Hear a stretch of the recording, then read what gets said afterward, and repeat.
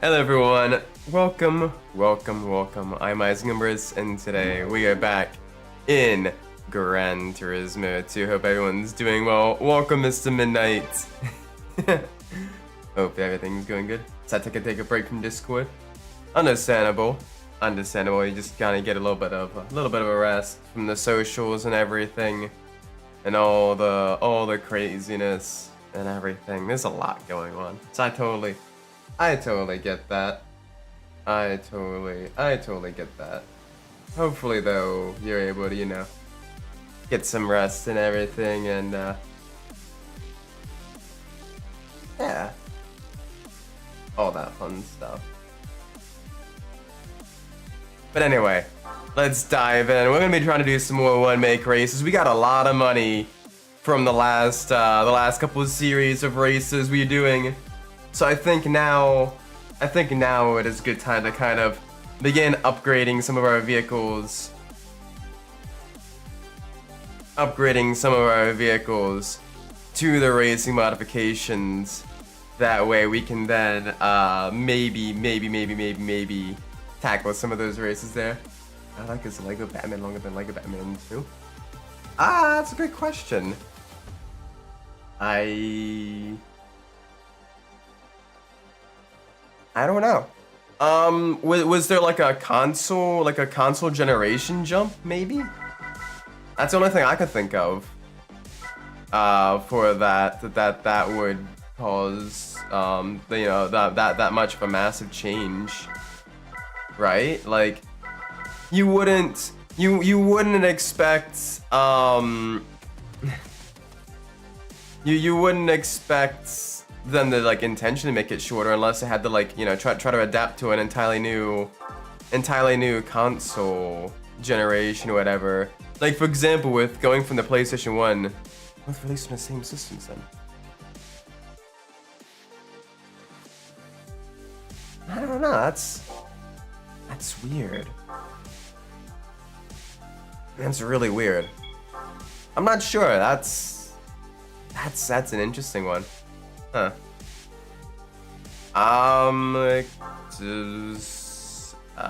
Maybe they were on a bit more of a crunch. Maybe there was just I don't know. Plus, like a Batman 2. I guess maybe they expected.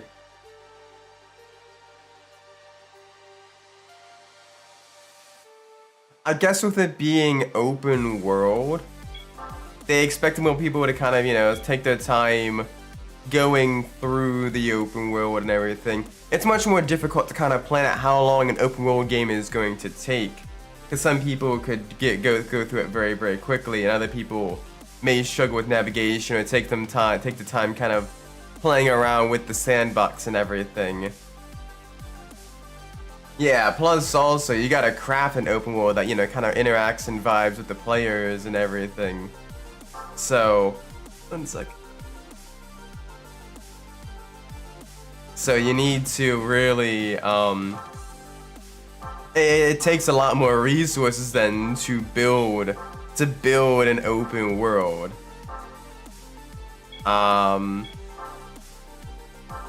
But so I can see why it would be shorter than for that reason.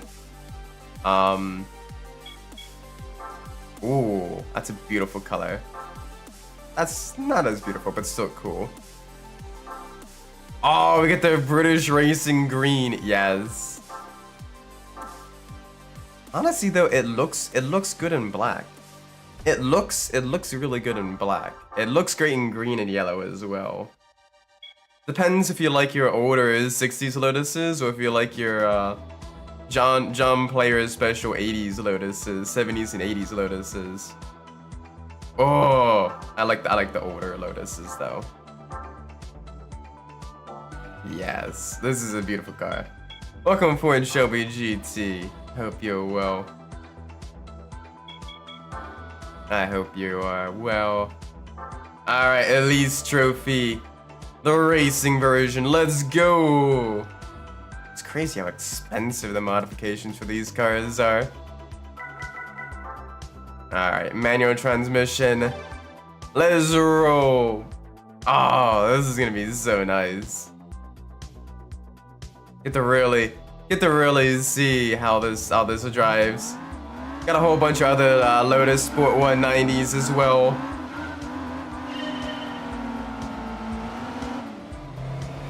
Yeah, boy. Alright, 2-lap racer on Rome Short. Okay, the reverse version of Rome Short as well. So we're gonna have a high speed run to the finish, basically. And we just gotta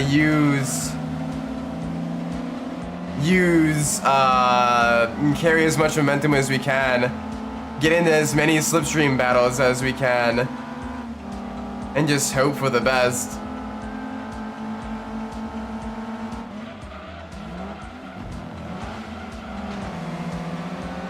Alright. Got two more just ahead of us. 1 lap to go, basically. Very short laps. I wish we got a little bit more time, so we don't have to be nearly as aggressive. We could kind of take things a little bit smooth. That's what I like about some of the PS2 era Gran Turismos. Is you could take your time a little bit more with the races instead of being super aggressive with the AI.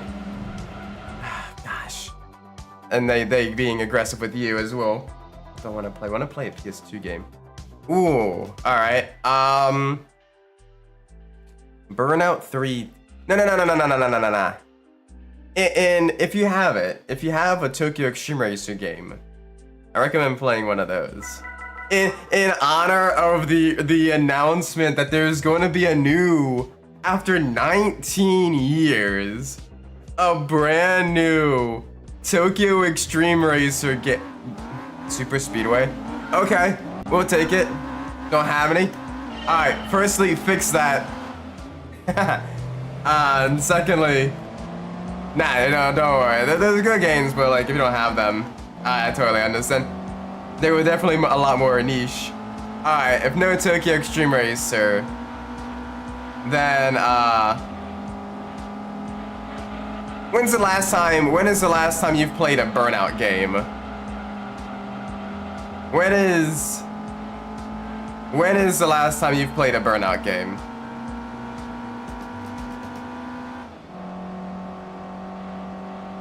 Because that might be something worth doing as well.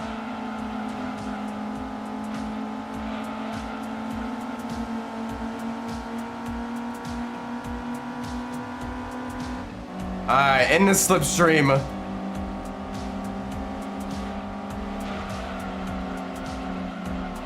Come on.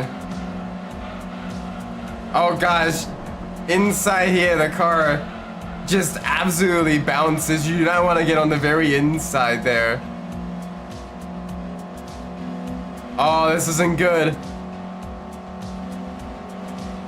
We have to try to carry as much momentum as we can through the corner.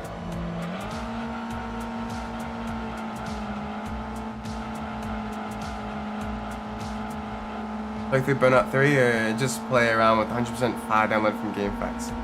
Ooh. I don't know, I kind of enjoy more of the earlier parts of Burnout 3. As the game feels a lot more chill and less hair pulling. This is a 4-minute, thank you. Ah, okay. I mean, they can definitely do that later then. Maybe, you know, do a little bit of the 100%, you know, play around with some of the bonus cars and everything. Try to do some self-imposed challenges.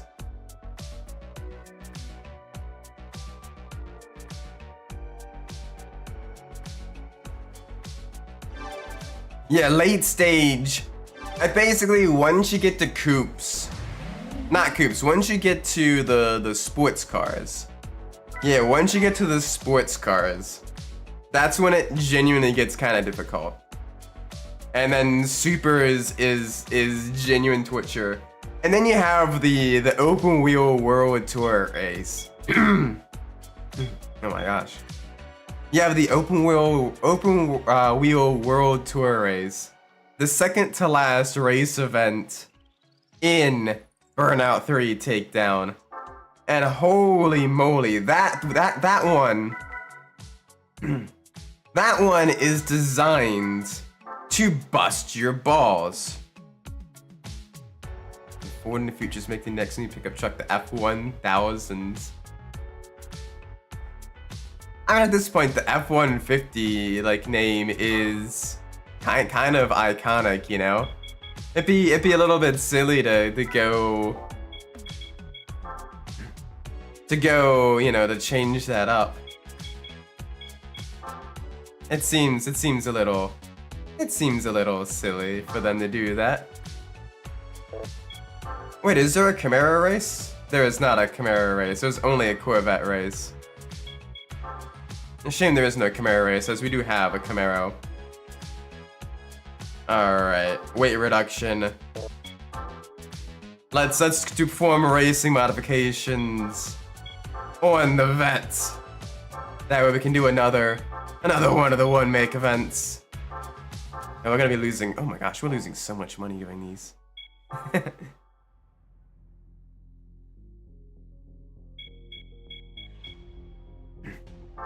Oh, okay. Well, this did 100% Midnight Club 3 run, so everyone on a challenge run soon. True. Okay, so no challenge run. So if you want something a little bit more, I don't want to say like challenge run for like a full completion, but like individual little self-imposed challenges. For example, one of them being like trying to get over 100 takedowns in a road rage event, right? Or you know, or just like other fun little ones, like, alright, slowest cars on one of the longest tracks, just to see how that plays out. I realized that the event was back in South City. I'm dumb. Underground 2 a Hot Pursuit 2. Well, you've recently played Underground 2. You've played Underground 2 fairly recently. So I'm gonna go Hot Pursuit 2. Hot Pursuit 2. You get to have all the cool high-end supercars. And I do think, as I've gotten older, I've appreciated Hot Pursuit 2 a lot more. I didn't quite like it as much when I was a kid. I did like all the cool cars, but I always liked the customization and the better sense of progression from the later black box games. But I kind of enjoy a bit more of the simplicity and the focus on the cars. The pure focus on like the sport and supercars that Hot Pursuit 2 had nowadays. Although some of the events are still a pain in the butt. For example, the Desert Knockout Tournament with the V12 Vanquish and the Mustang Cobra R. You have a 3-race knockout tournament in the desert, right? You have 3 different desert tracks, two circuits, and then 1 point-to-point, right? So you think, okay, have the first one be, you know, one of the longer circuits because you're going to be battling with more people. The next one be a shorter circuit because, you know, I amp up the stakes a little bit, and then the final one be the point-to-point duel. Like that would make sense. No. It's 3 races on the same track, in the same weather, with the same amount of laps each time. Yeah, it's not hard, it's just pain. It's just pain.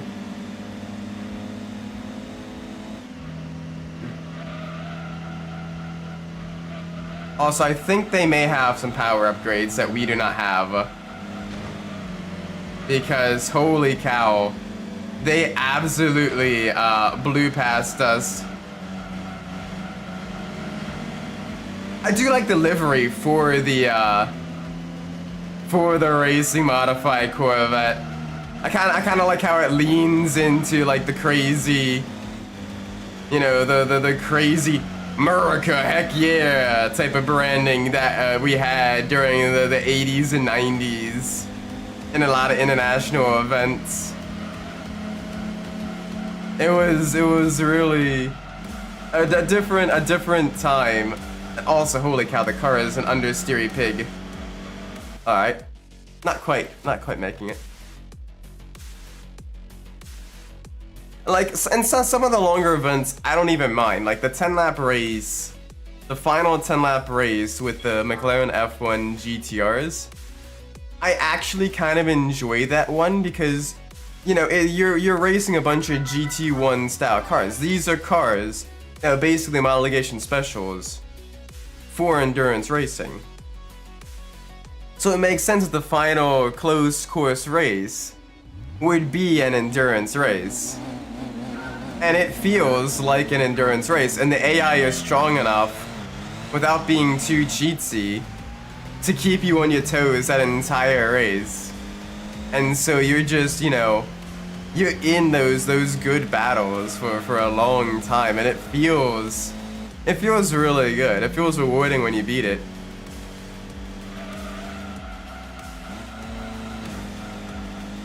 The AI doesn't really like cheat until you get to the bonus events, you know, events 31 and 32. That's basically when the AI decides to like cut off all of its shackles and just blatantly breaks the laws of physics.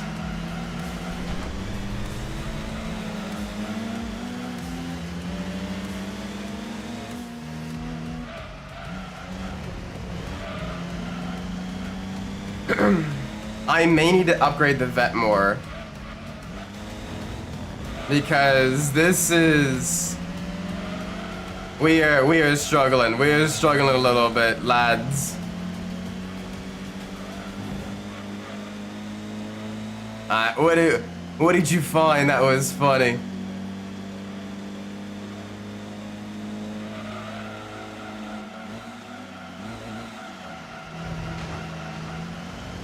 Boop, get out of the way, old vet. This is a young blood race. There we go, much better line through the corner than either of those two. Get into the suck. Give me your slipstream. Give me your suck. Oh my gosh, the understeer is pain.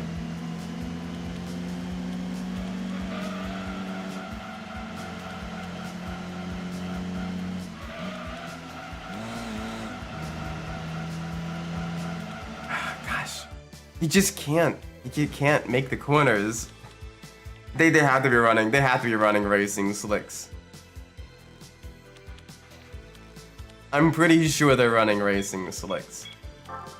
And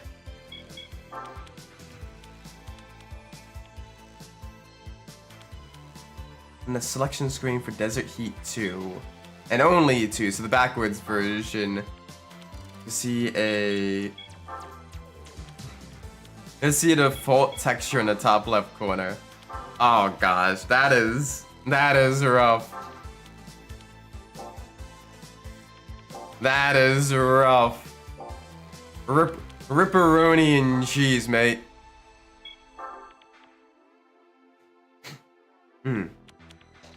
Ripperoni and cheese. Alright.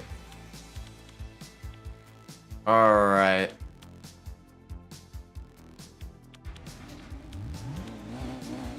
Alright, this is a tight technical course. We may have a shot. We got 3 other C4 vets. Got a C2 here as well, and a C3. But really the C4s are the main threat. Supposed to be a slideshow of the pictures of the track. All but one are just default textures. Oh no.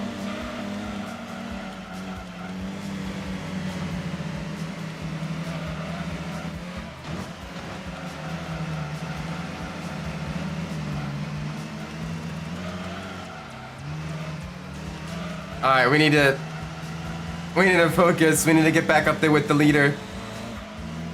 We got kind of crushed by the opponents.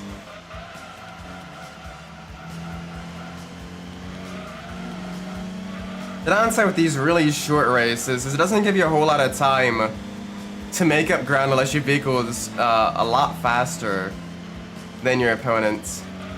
Of course, control the batteries low. Oh, gotta plug it in.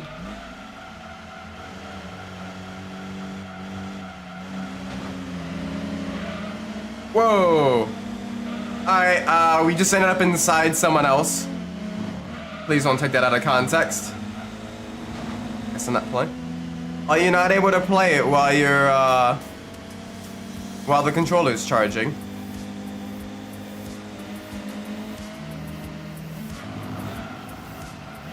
Alright, nice and easy. Nice and easy.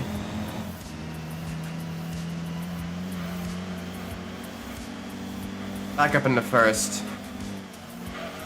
After getting, the cords to rip. That is an absolute ripperoni and cheese, mate. Alright, well, if that's the case, at least, you know, plug it in, let it charge up. And then,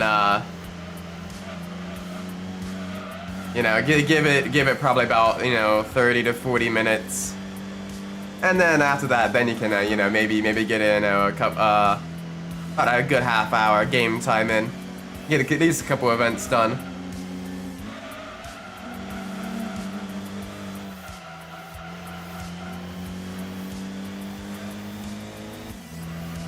Alright, final corner of the final lap. Yeet the car through. There we go. Yeah, I definitely think they're running racing slicks. Or at the very least, higher grip tires, because holy cow. They were taking cornering speeds a lot faster.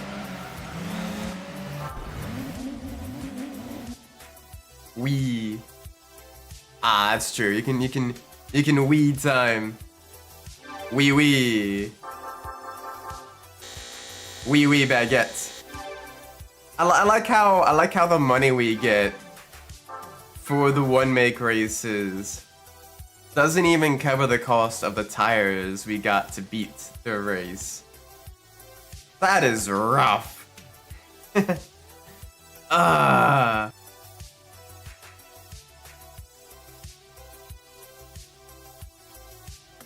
at least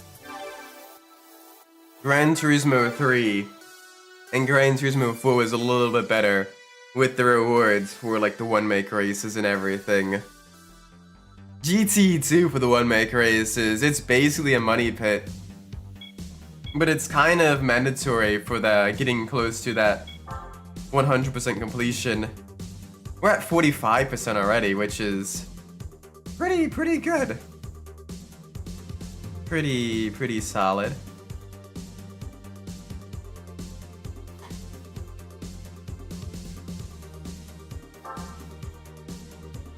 So let's see what else we can do. I think we still have the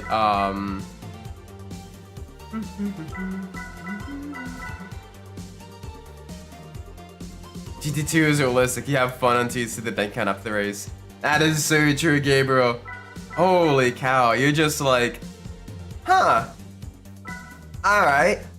Well, I am now very poor. What do I do now? Gotta go play some Mario Kart. Nice. Have fun doing the Mario Kart, man.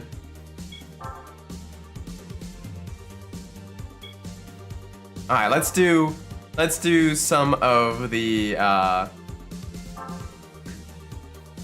Oh, we've already done all the Toon Car Cup. Gran Turismo All-Stars. So what is in Gran Turismo All-Stars? Alternatively, have the tuned, naturally aspirated car cup as well.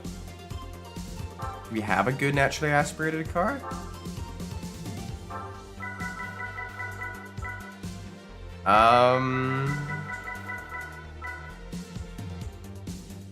The Tuscan? The AMG?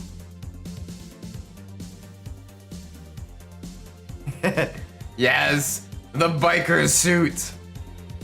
Thank you, Nintendo, for giving us the blessed biker suits.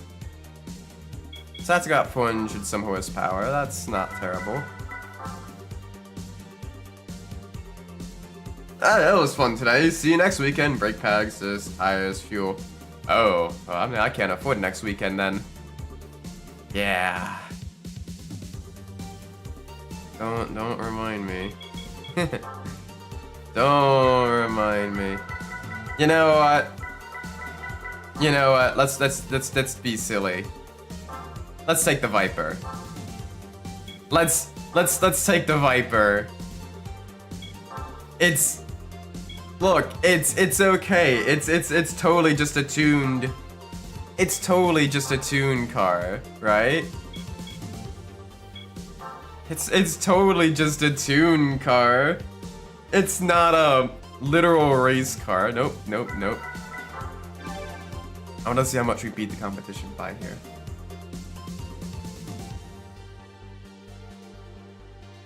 Ah, boy.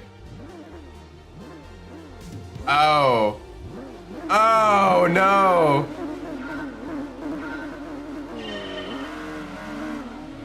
I was expecting, like, high performance, like, muscle cars and everything, not... Well, this is awkward.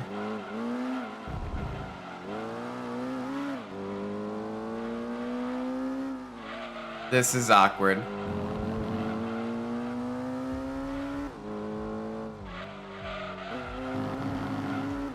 I wasn't expecting the opponents of an IA race to be, you know, not that fast. I was expecting them to, you know, be a little bit. I was expecting them to be, you know, like high end, like, you know, American muscle cars with modifications and stuff, not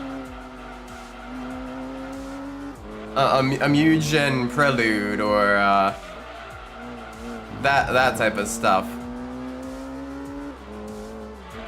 This is awkward, isn't it? This is very awkward. Bro took full plate armor to a bar fight. Bro used a level 9 spell on a single goblin. Although, honestly, the intimidation tactic for something like that would be... You know, if someone did that for, like, you know... If one of my players did that in a D&D session... Where they're like, you know, I'm so powerful, I can afford to waste a level 9 spell on a single one of your henchmen. I'd allow them to roll an intimidation check. To maybe have the bad guy crap themselves. Oh. They might not be fucking around. The Megumin of racing. Explosion! Oh gosh, yeah, I definitely can't do voice acting with my being sick. I'm gonna play something else now.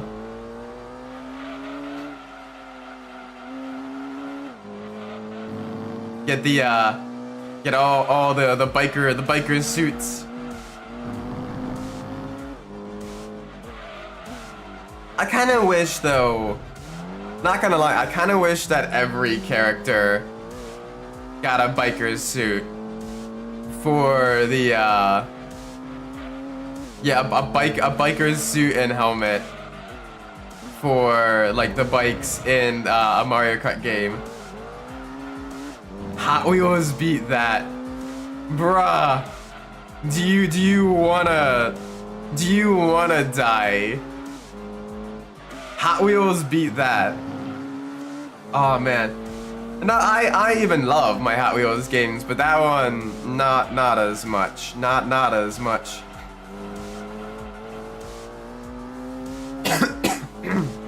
Sorry. Got a little bit of a tickle in my throat. I might, after this race, quick step away for a second to get a cough drop. Because I feel mostly okay today. I just have a slight tickle in the back of my throat. And sometimes it's making my voice do a little bit of the weird things. Still better than track attack? Yeah, we don't talk about that one. Okay, but you gotta admit, like, the earlier THQ Hot Wheels games, like World Race, Stunt Track Challenge, Velocity X, like those kicked ass. Those kicked ass, at least.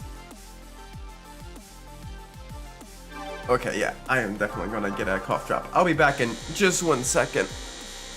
Don't go anywhere.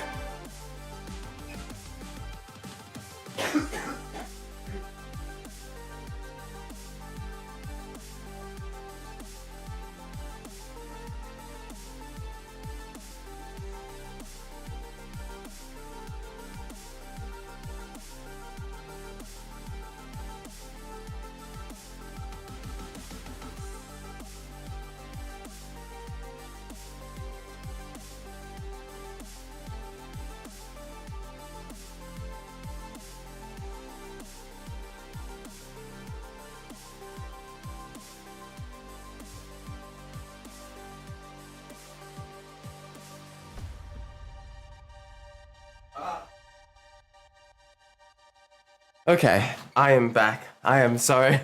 Thank you for your patience. It was one of those, like, I couldn't get the tickle in the back of my throat to go away. I wonder if Hot Wheels Turbo Racing is any good. Hot Wheels Turbo Racing? Was that the PS1 game?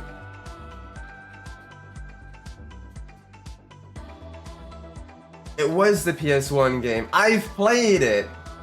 It's solid. It's not as good as some of the early PS2 games, but it's still pretty good. Ran out of gas in my stove. Oh no! Oh no, man. Hopefully able to find some other way to stay warm. Get some, get a lot of layers on and everything, alright? Hopefully in the morning you're able to go out and get some... Get some more gas and everything. That's why I always want to make sure you stock up on that stuff if you can. Otherwise, you know, you're left up the creek without a paddle. You're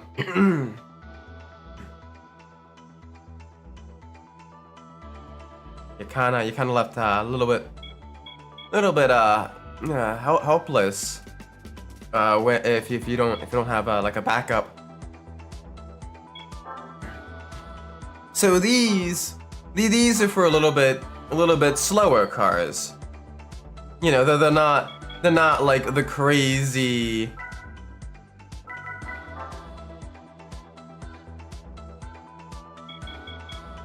They're not like the crazy. I wish I had a girlfriend to keep me warm. Yeah.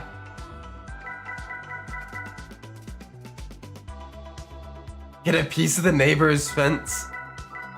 I don't think your neighbor would appreciate that.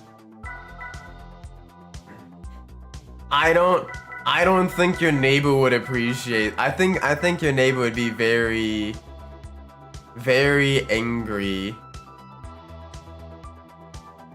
I was freezing my physics class today. Oh wow. School's already started up for you. Nice.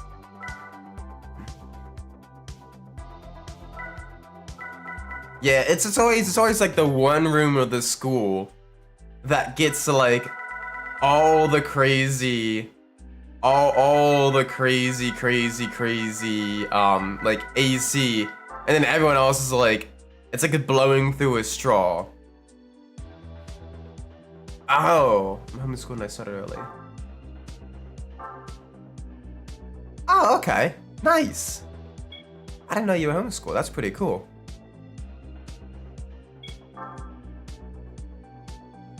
Started August 8th. Oh, August 6th, sorry. Hmm. Very cool. Alright, let's try to get a little bit more even with regards to the racing. Now that we have a spoon Civic Type R.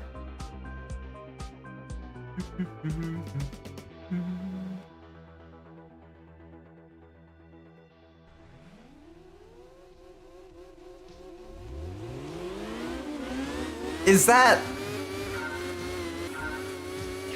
Excuse me, is that a Peugeot 306 rally car? What is a rally car doing in this race with tuned cars? Excuse me. Only I can take a vehicle that is...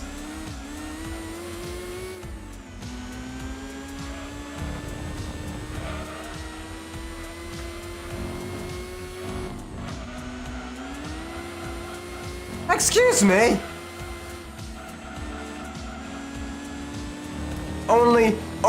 You can't Uno reverse me. You can't Uno reverse me.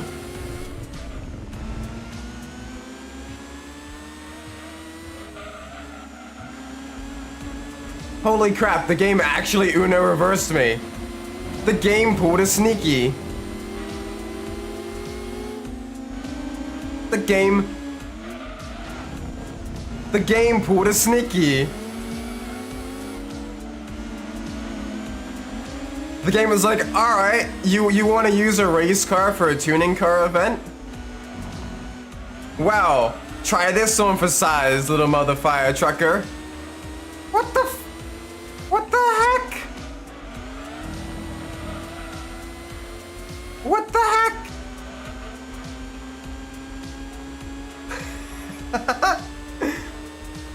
That is...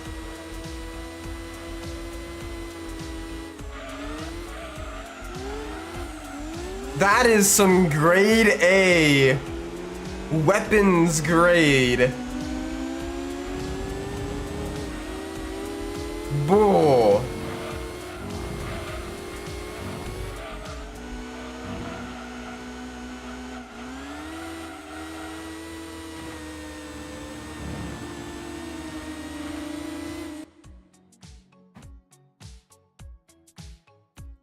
I deserve that though.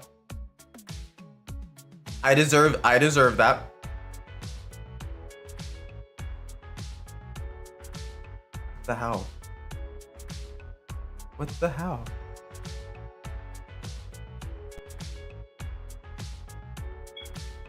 Okay, let's try that again, and hopefully the race car isn't there. I'm hoping. Please don't be there. Please don't.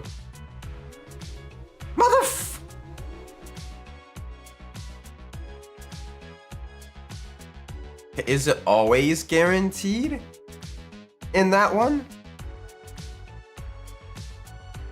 It's like, I want to put on a good show. I don't want to just dominate the AI every race. Like, I want to win, obviously, but I want to, like, you know, make it somewhat close. And sometimes in earlier Gran Turismo games, it's a little bit difficult.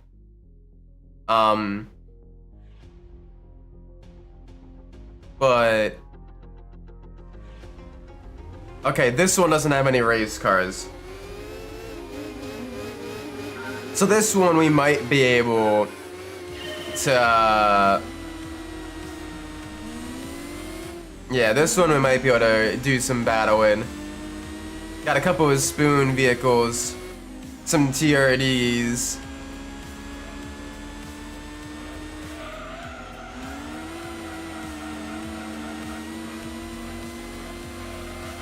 It's got to really use the handling of the Civic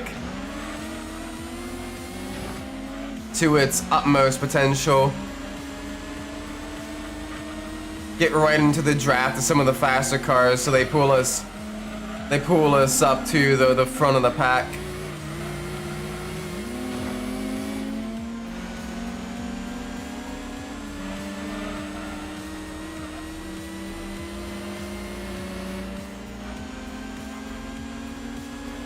Alright, come on.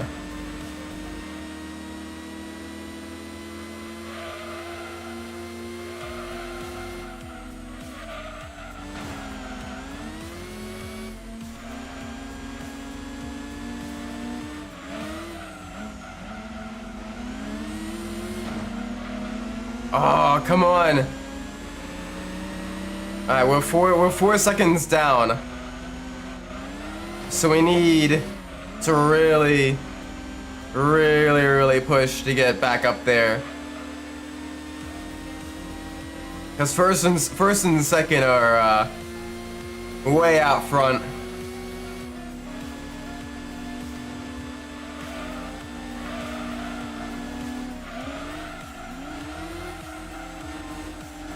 We gotta really try to reel them in.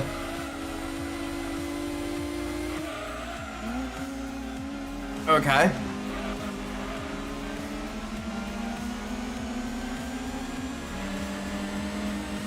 Damn, okay. I'm not sure what those cars up front are. Or how they managed to do that. We may have to kind of bring out some bigger guns then. As much as I don't like doing that. Let's go switch to the AMG. The AMG is also naturally aspirated.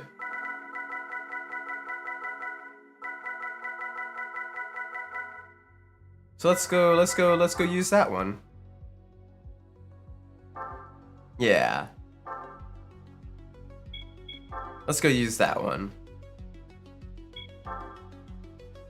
Just to, you know, give them a little bit of a tough race. Hopefully this will do well.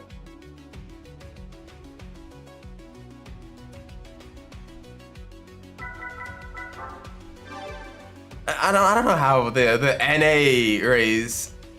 I don't know what stage of tune these vehicles are at either. So they could be modified. They could be mostly stock. Okay, so the 306 does show up here pretty much all the time. Gotcha.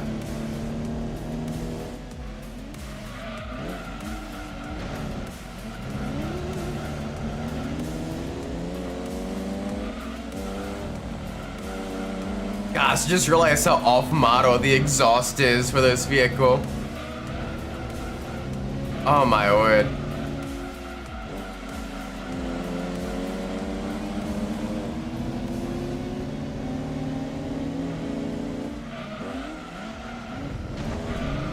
Ow, can you?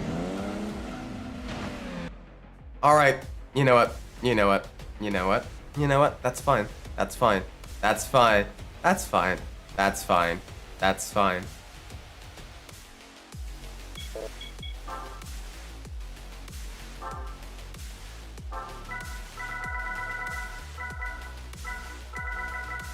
Where is it?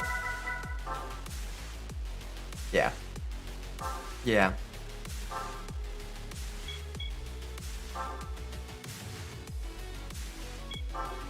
This'll work.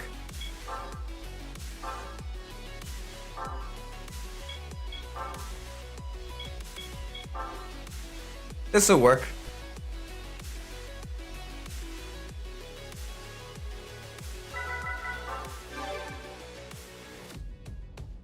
The game heard me talking shit. And has decided to make the next couple of minutes very difficult.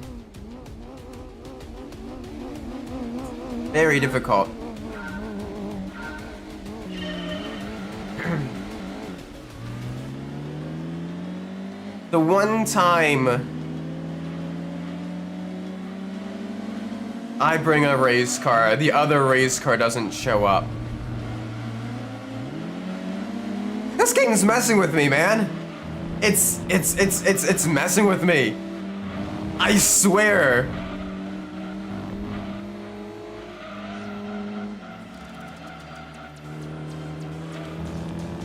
This game is messing with me. Why?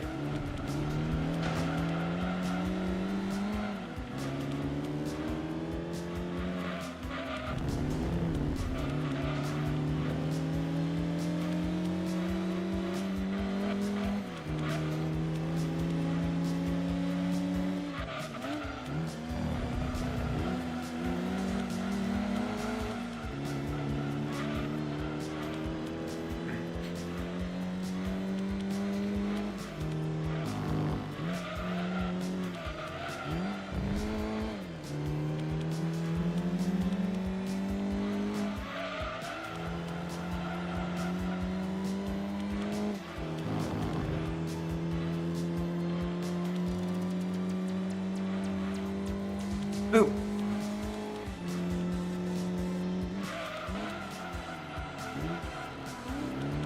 All right, let's go. Let's push.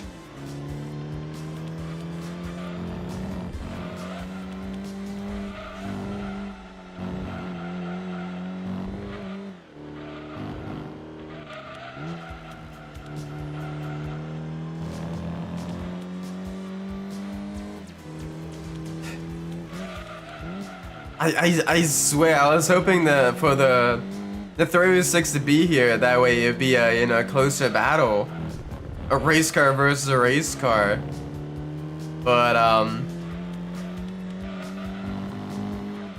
go figure, go figure. No race car here.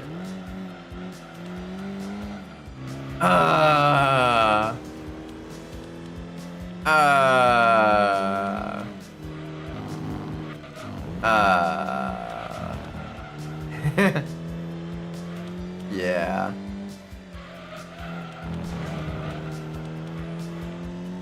Oh well, let's at least get these bonus cars, get a little bit closer to 100% completion.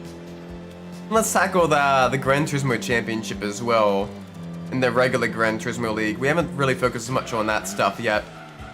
We have the IA license, we should definitely focus on that.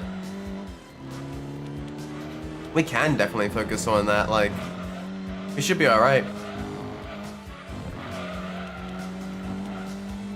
So nice and smooth through the twisties.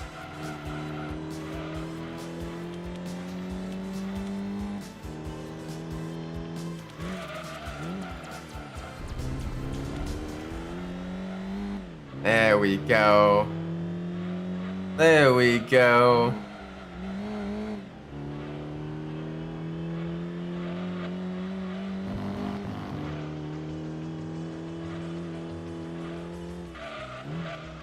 Down another gear, keep it around the corners, keep it smooth. Boom, smooth exit. Cut left, cut right. I absolutely love Autumn Ring as a circuit. It's a really, it's a very pretty track, especially in the later games, like Gran Turismo 4, 5, and Gran Turismo 5. And it just feels really good, especially Autumn Ring Mini. It feels really good to drive a lot like your slower sports cars around there. Feels really nice.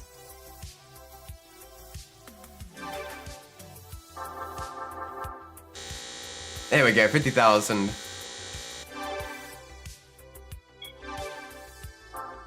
Alright, I wanna see what new car we acquired. See if it's anything. Oh, Gran Turismo! Welcome, Kaito! Hope you're well. Yes, we are doing the Turismo of the Gran Turismo 2 to be more specific. And the game, oh, you missed it. The game was trolling us. Multiple races in a row, a race car kept spawning as one of the opponents in an event, the Peugeot 306, in the naturally aspirated tuning car race, which is, you know, like usually things like your Spoon Civics and Mugen Preludes and, you know, that type of stuff. Then you just have a random rally car added as well, which just decimates the competition. So you're like, you know what? I'm gonna bring my own race car. And then the Peugeot doesn't show up. Yeah. Ain't that a kick between the legs, am I right? But that is the nature of the beast. Now we're at Grindelwald in Switzerland. It's a beautiful track as well. It's a shame it only really showed up in one game. Been cool to see it come back in a later game. Especially because I like the layout of this better than something like Matterhorn in Gran Turismo 6. I think there's a lot more detail here than at Matterhorn. That would have transferred a lot better to like PS3 hardware. Plus also, you know, it's still, you get the Alps and everything. But it's still, you know, drivable. Whereas the Matterhorn tracks really don't. Like, they feel very unnatural to race on. Whereas this feels like an old school, like, closed, you know, village street circuit. Like, you look at some of the old, like, F1 circuits from, like, you know, the 50s. You could see this being, you know, a part of the calendar.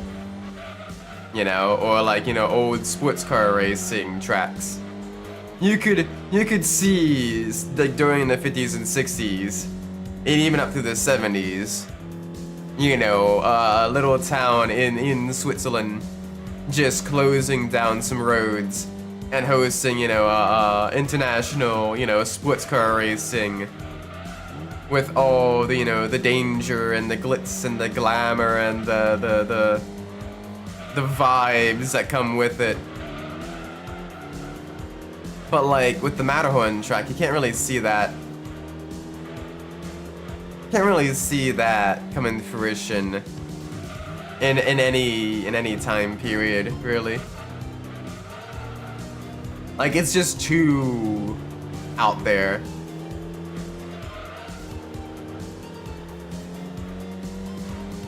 Plus also, this will provide so much better racing than the Matterhorn track.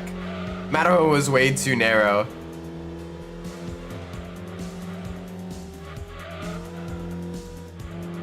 Hi, I hear something behind me. That's a Spoon Civic. Revving out to crazy high RPMs there, like the 11,000 RPM red line. Absolutely ridiculous.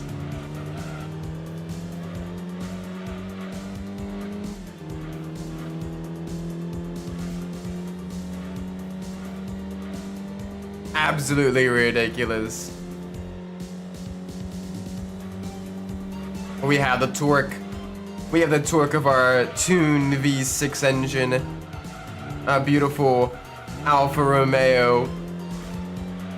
That's been tuned up into the Super Tourer configuration. Doing us really well through the twisties. Giving us lots of torque out of the low speed acceleration zones.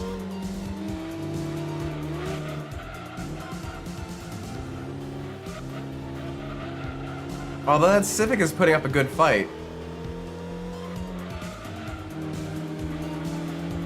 That Civic is putting up a good fight.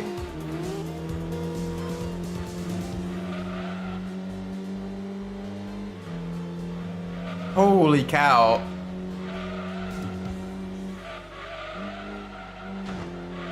So we're able to pull away a little bit. But not by a whole lot. Not by a whole lot.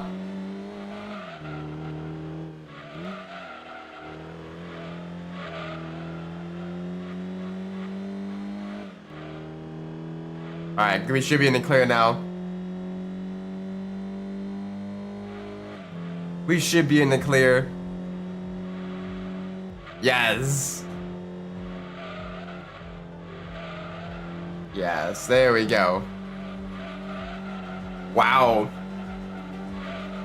It was a bit of a Honda fest here.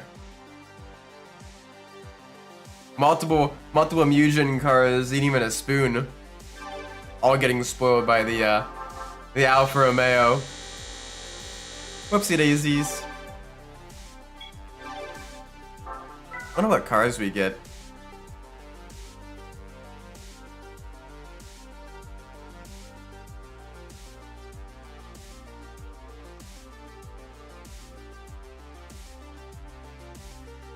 Yeah, I'm curious. I'm curious what cars we've gotten now from these events. Because the first one was the Spoon Civic, which, granted, not bad, not bad. But I wanted to see what some of the other vehicles are that we have. I'm pretty sure there's a Civic 1 make race. Ah.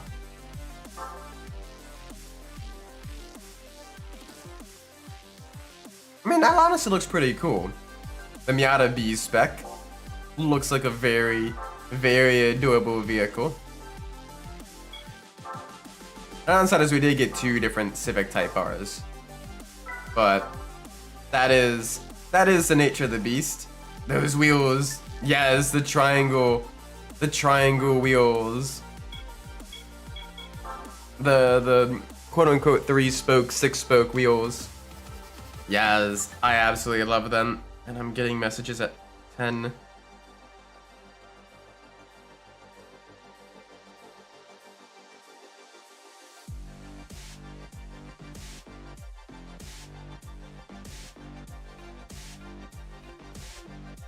Okay. Yeah. Alright, let's go see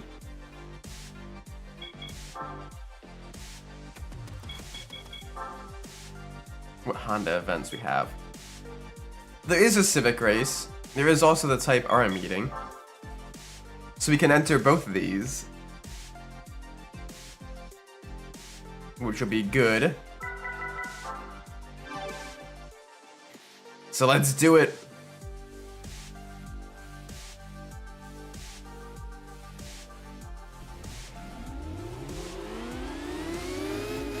Yeah, the Spoon Civ, you gotta keep it in like the crazy high rev range. Cause the engine is just tuned to be like only like super high revving.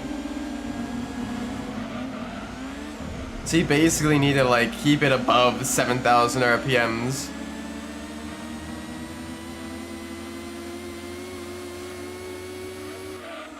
And you shift when it reaches 12. Like, it is crazy how high this thing will rev.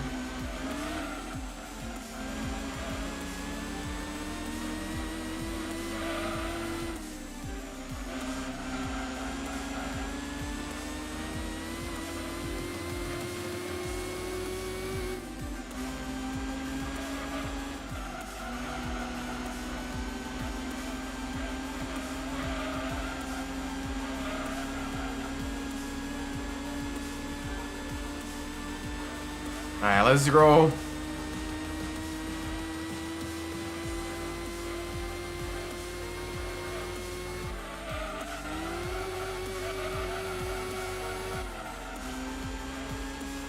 There we go. This thing feels really nice to drive, actually. A little bit of understeer. I can use that off-throttle rotation to really get it to bite.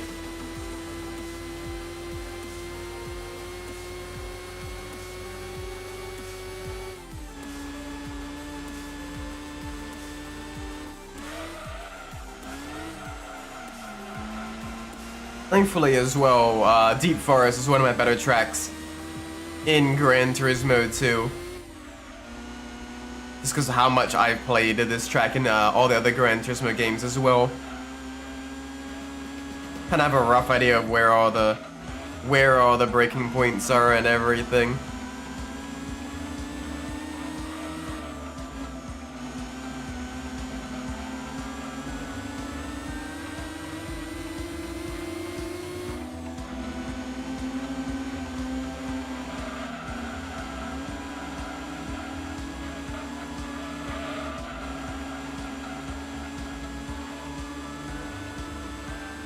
Let's go!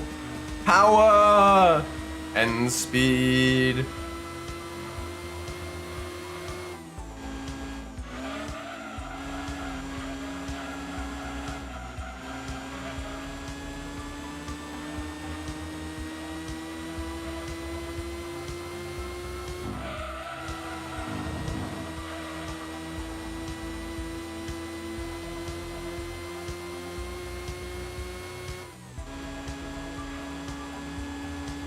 There we go.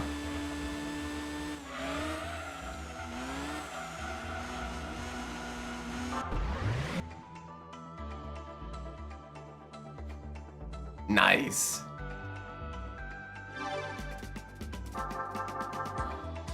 Boom, give me some more money. Money, money, money, money, money. You should probably eventually check and see if the Mazda dealership, the used car dealership there, has the AZ one available for us yet. I know that's gonna be a tough one. That one is gonna be difficult to find. That'll be a little bit interesting. That'll be real interesting, I think. So, Civic race, or the Type R race is done. We've done the Beat the Beat. I can do the street version of the Civic race. I don't think the Spoon Civic will take racing modifications, though. I can check, I may be wrong. But I'm pretty sure the Spoon Civic cannot be upgraded to the racing version.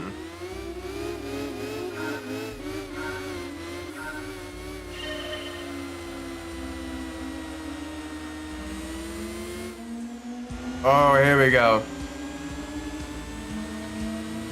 Yeah, boy, give us that power.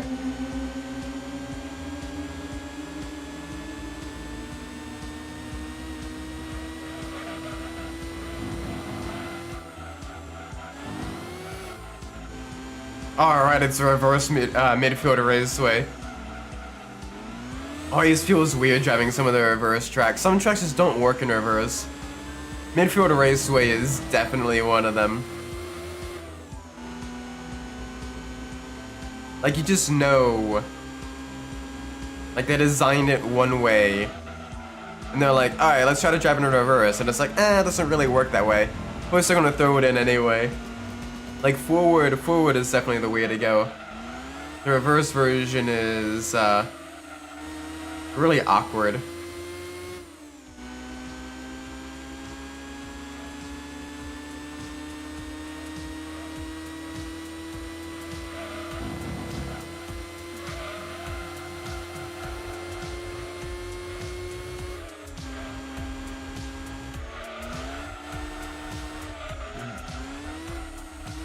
Alright, nice and easy.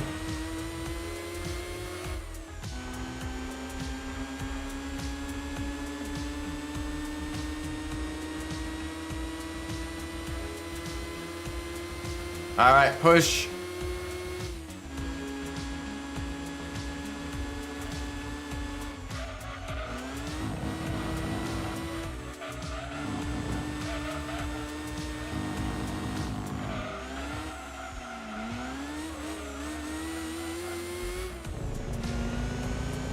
Push, push, push.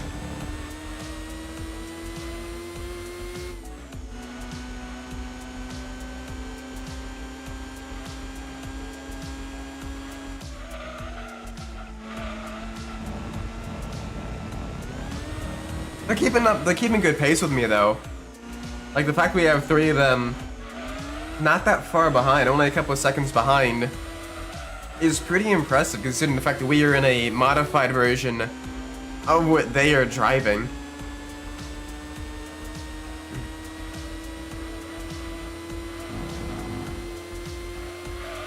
I wonder if the vehicles in the one-make races are tuned.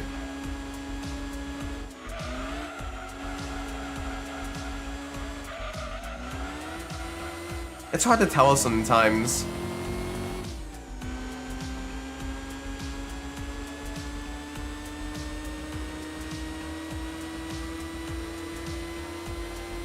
But there we go. Nice. Boom shakalaka. Wow, the Civic Sedan and the Civic 3-door beat the Type... Oh gosh, one of the Type R's finished last. Bruh. How do you finish last in a Type R against other Civics? Non-Type R Civics as well. That's rough, buddy. That is a ripperoni and cheese. There we go, give us the money. Show us the money, Lebowski. Where's the money, Lebowski? Where's the money, Lebowski?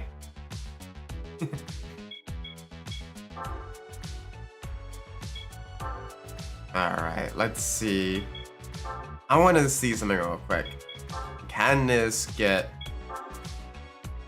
Yeah, I thought so. I thought so.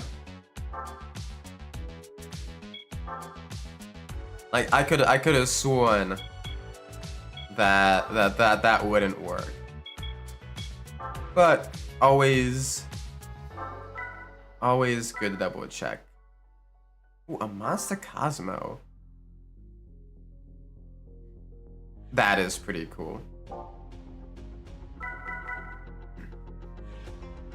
The Mazda Protege. Ah, the little full dry pot hatch that I was forgotten about. Such a cute little vehicle.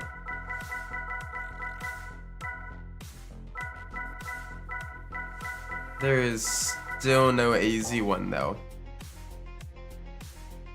That is worrying. That is very worrying.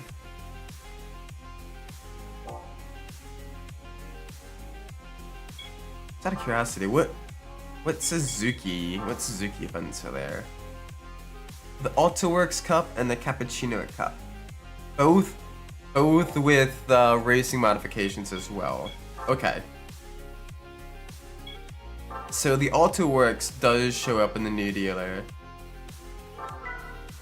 And the Cappuccino does pretty regularly show up in the used dealer. So, that's not terrible. I gotta figure out how to get the AZ1 to show up. Alright, did we do the Impreza challenge? We did do the Impreza challenge. We just need the Alcyone challenge. Go figure, that's the one. That's the one that has the racing modifications needed.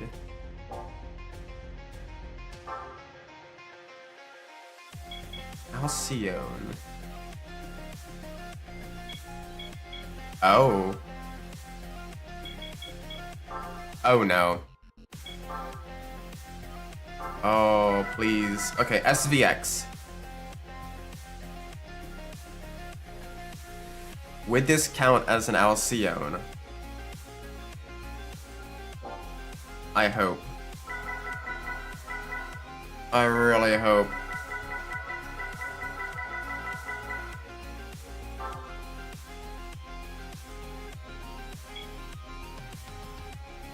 Let's get this one. I'm making a big risk.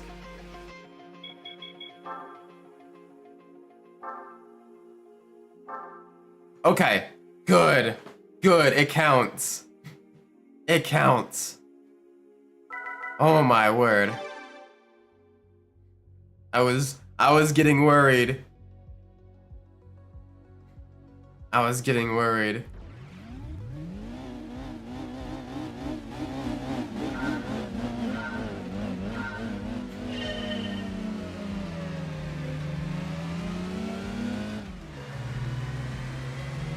Alright, let's do this. Whole bunch of boxer engine splits coupes.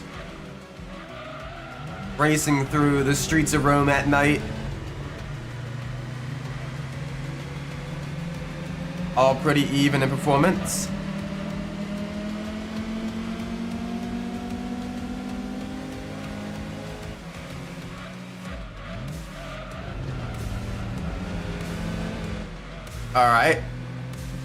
Alright, we need to work our way back up there.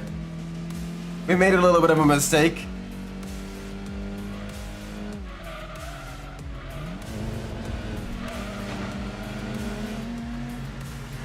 Come on.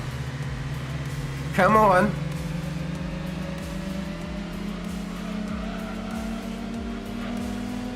There we go. Alright, that's up 2 positions.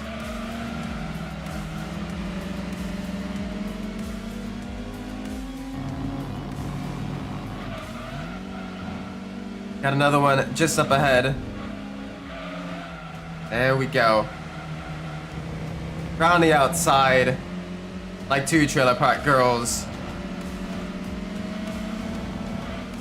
Boom shakalaka. Alright.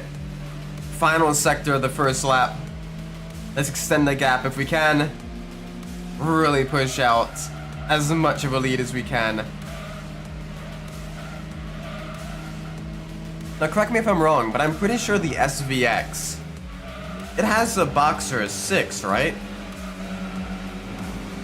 It uses the larger displacement flat 6 engine that Subaru's made, I think. Which is why it's got a little bit lower RPM, a bit more low-end torque, but not nearly as much high-end power compared to something like the Impreza. Which for, you know, a more luxury-oriented sports coupe, makes sense that you'd want, you know, more torque than more, you know, horsepower. You want to, you know, have that comfortable, smooth acceleration.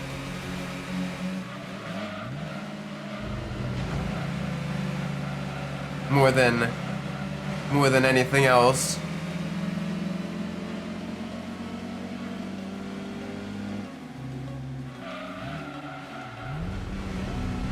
Alright, come on.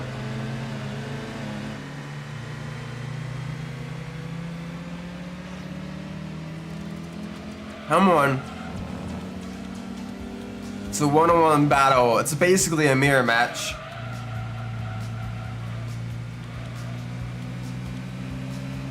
Myself and one other driver getting ready to head into the final sector. Oh gosh. Oh, they faked us out.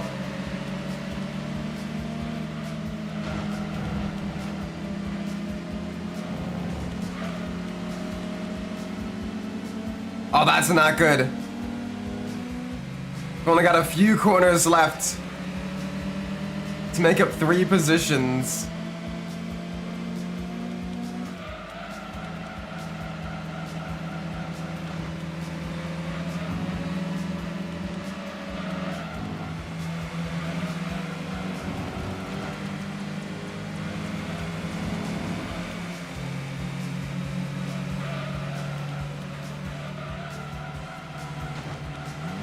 Final corner. Come on. Push, push, push.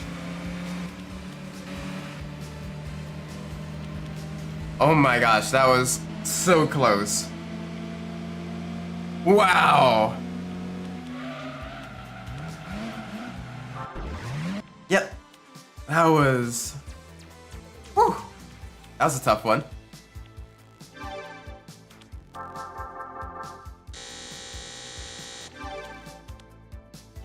That was good. That was real good.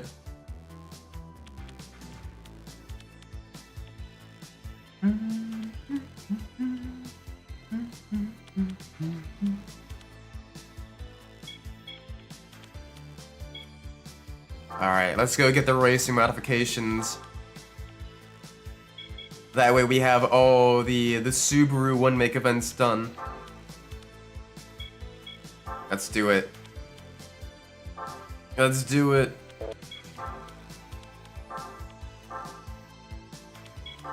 Let's do it.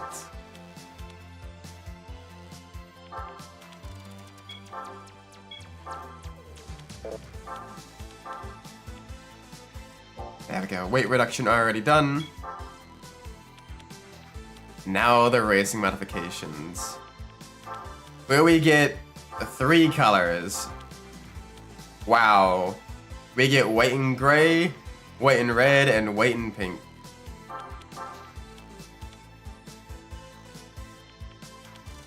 That's, some variety. Let's go white and red. It matches the banner the best, I think.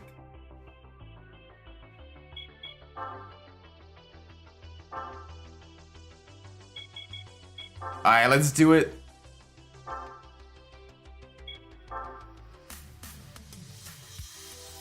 Alright, what track is it gonna put us on? Ooh, Clubman Stage Route 5. It's been a while since we've raced here. Alright, I'm down for that. Let's do it. Let's go. Clubman Stage Route 5.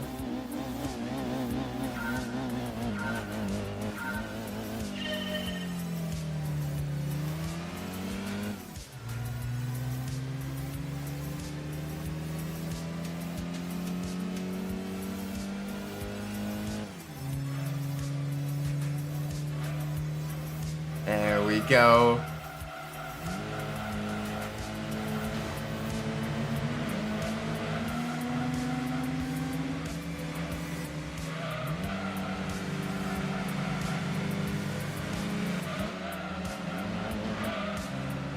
Alright, big push.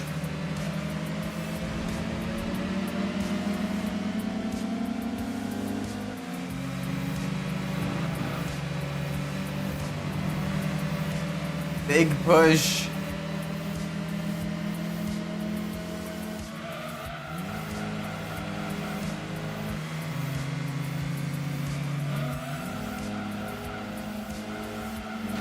Alright, a little too much push there. We kind of body checked them into the wall.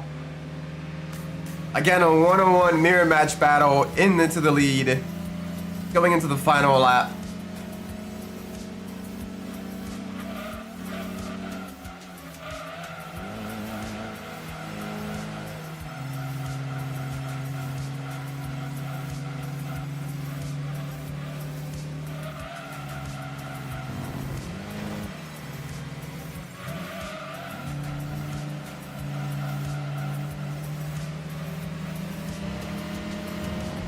There we go.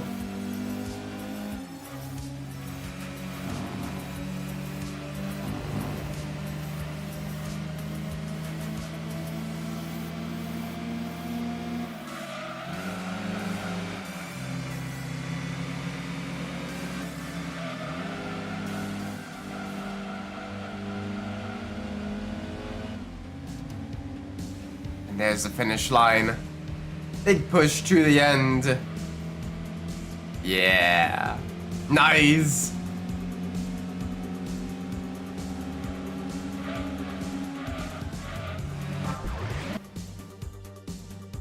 There we go. That's another one. Make race down.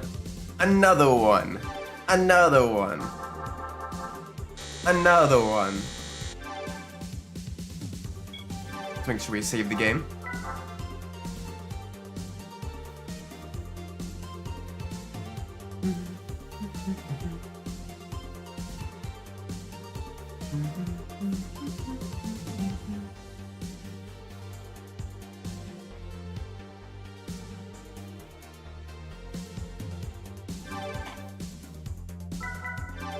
Alright, what should we do now? That's one of the downsides to some of the Gran Turismo games, is once you reach a midway point, you kind of at a point where it's like there's so much you can do. You're trying to figure out what is the best course of action to do? Like what is the best thing to do next? I know one thing I want to do is I want to check here to see if there's an AZ one. No, there is not. Alright, so now what I'm gonna do is I want to see what other Japanese one-make events there are. Mirage Cup and Evolution Meeting. Do we have a Lancer Evo? I could have sworn we did. But I have been wrong before. Whoa.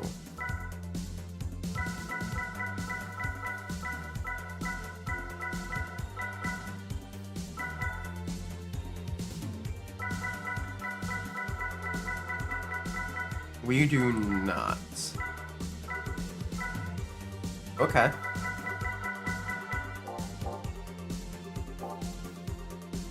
So we don't.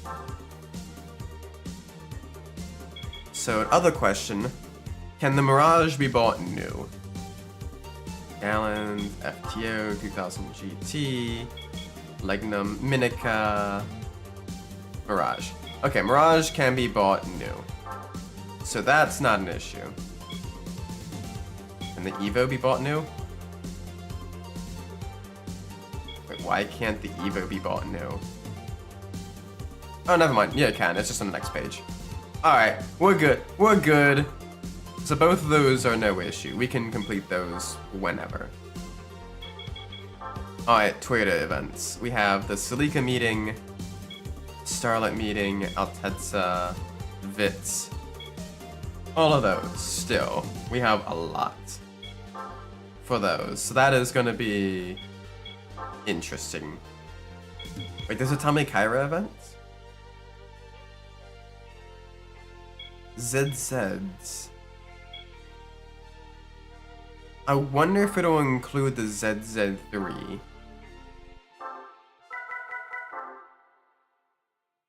Will it let us race the ZZ3 in this race?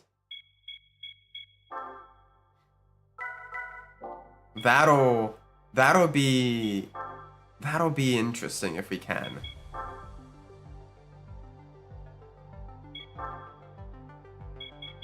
Jesus, a one-make event for every. It's only the ZZ1, isn't it? Oh, the ZZS.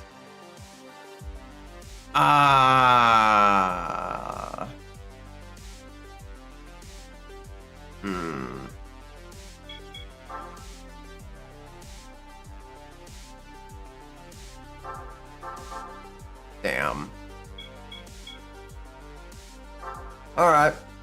Let's go, what is the MR race? We still have the MR race.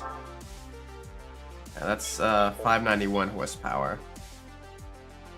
Yeah, Red Rock Valley. So we can get into the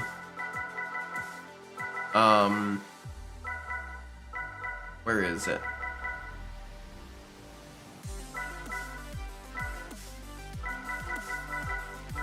Yeah, the Momo Emira 2. Oh, that is a bit low on power on a very power-heavy track, but we might be able to still do it. We might be able to still do it. I'm gonna try. I am gonna try. It may absolutely wreck me, but I'm gonna try it. Wish me luck, lads. Wish me luck, lads.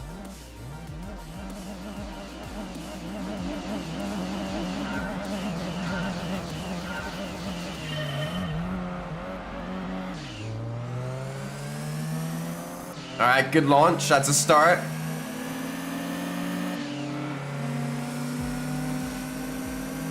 Yeah, they definitely have the power advantage.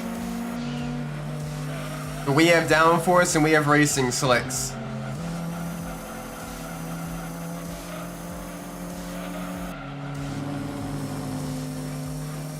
So as long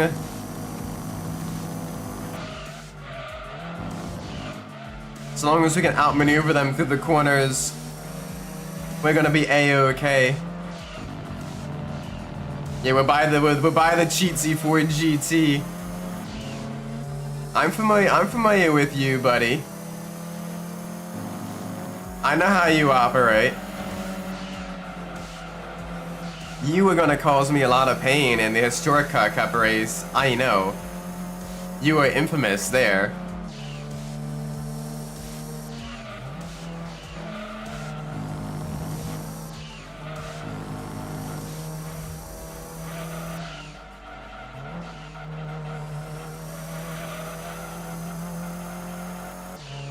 There we go.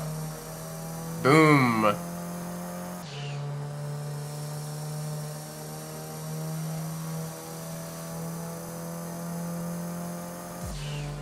let's keep it coming.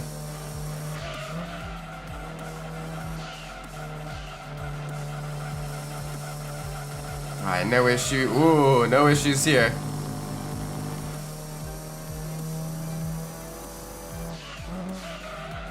gotta keep it nice and smooth.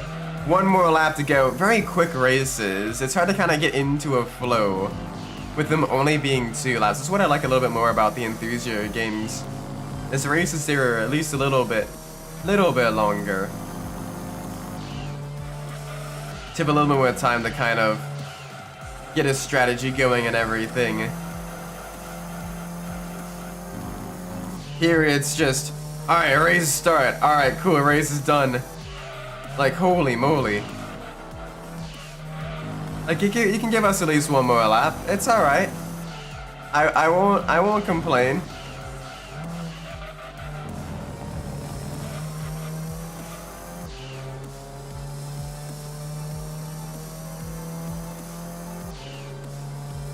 There we go, boom. Let's roll.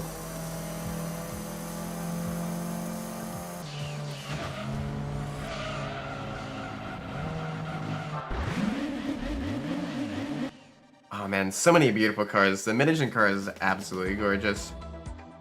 Though in terms of driving style, I still prefer front-engine vehicles more than anything else. Not that I don't like mid-engine cars, it's just that front-engine cars just... they feel a lot more predictable. And I like that predictability in a racing situation. Because that allows me to know when I can push, when I'm pushing too hard and everything. Whereas mid-engine cars are like, they give you that false sense of confidence. And then they take it away from you if you just overdrive them just a little bit.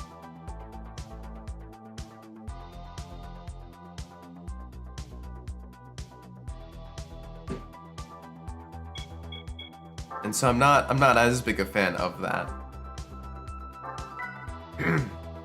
Oh.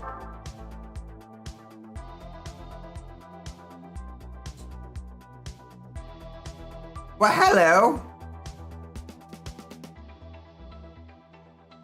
I'll take this. I will definitely take this. We found a new grinding method as well. Holy cow, getting a GT40 race car. Let's go! Let's go, lads. This is... oh my word. Please tell me there's a historic car cup for cars of this power level. Please.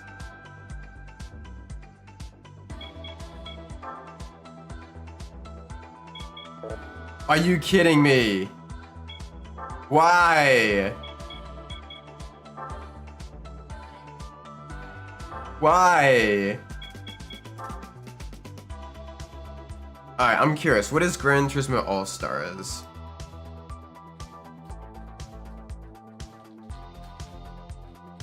I want to see what cars I'll be up against here. Typical opponents. Alpha touring car, Salinas a wide body.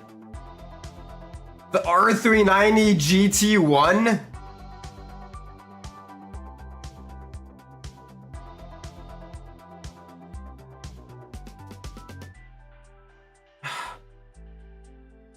The R390 GT1!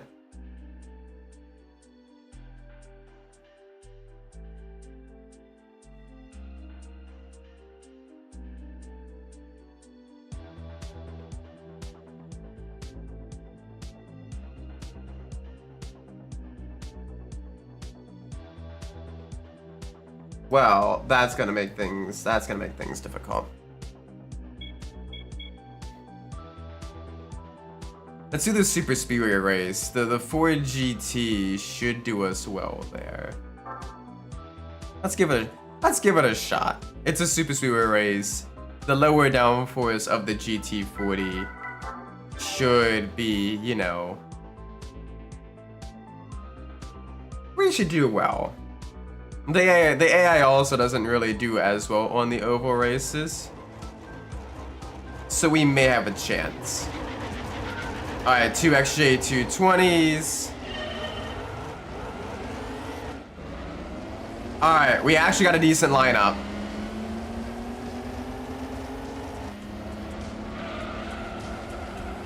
We actually got a decent lineup here.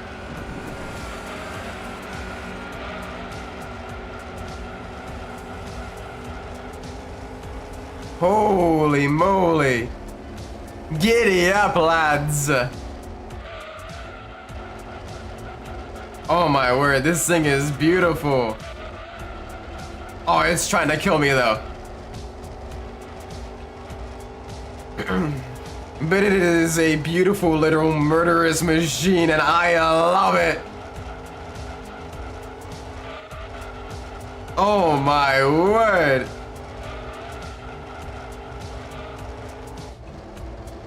Yes. Let's go. Alright, I'm taking us on the Red Rock Valley race as well. I know those two races it'll be fairly competitive in. Oh my word.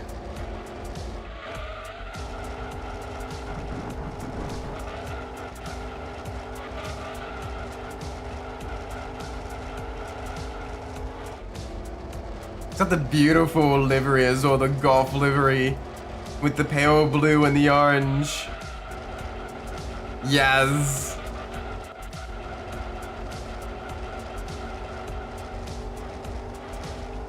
I miss GT2. Yeah, I know. Thankfully, though, you get a lot of people working on, you know, like mods and updates. You have, you know, everything from like the A-Spec mod to all of that stuff. Also, welcome Native Traditional. Hope you're well today. I believe that's my first Gran Turismo game. Nice. My first Gran Turismo game was Gran Turismo 3. So, sorry. A little bit under the weather today. But yeah, no. But playing Gran Turismo 2 again later in life, it's so good. There's so much content. I understand why they had to put it on 2 different discs. Like the sheer amount of cars and events and everything.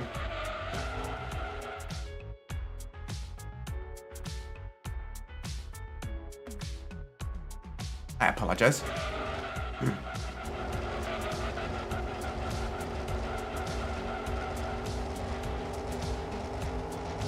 Yeah, but it's so good.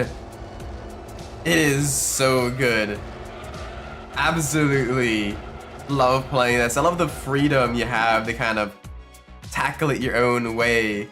Go about it. You know, figure out what works and what doesn't and everything. The older Gran Turismo games really capture that essence of, you know, kind of that discovery, that freedom. Allowing you to kind of develop your love of cars naturally through seeing, you know, all the different vehicles you're racing against and, you know, getting all the cool different vehicles that you win from the races and all that stuff. And things that you just end up buying throughout their career that just tickle your fancy. You learn about all kinds of cool cars you never would have thought would be cool, or never even would have figured out or seen otherwise, like the Venturis.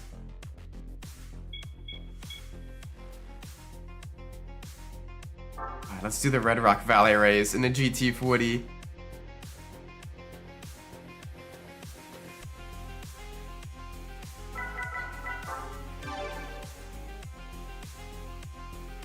But yeah, Gran Turismo 3 was the first game that really kind of made me get...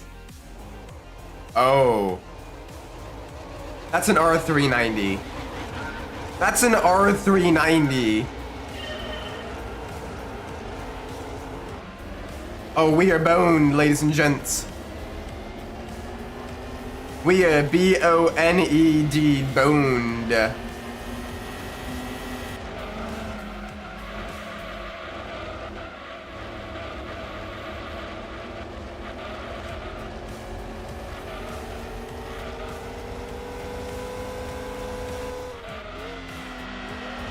Okay, I managed to slip through, but I get a feeling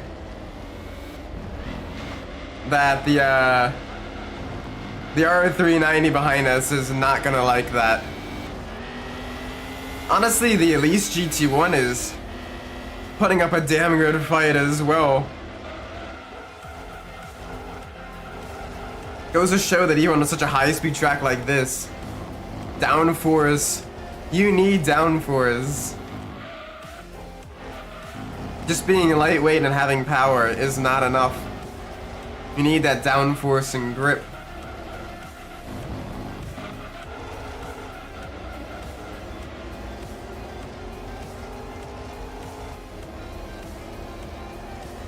But that power though. Oh. Alright, we're getting bump drafted.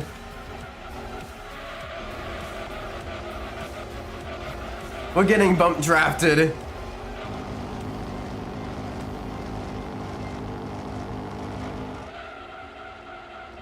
Alright, a little bit offline to that. Yeah, definitely a little bit offline.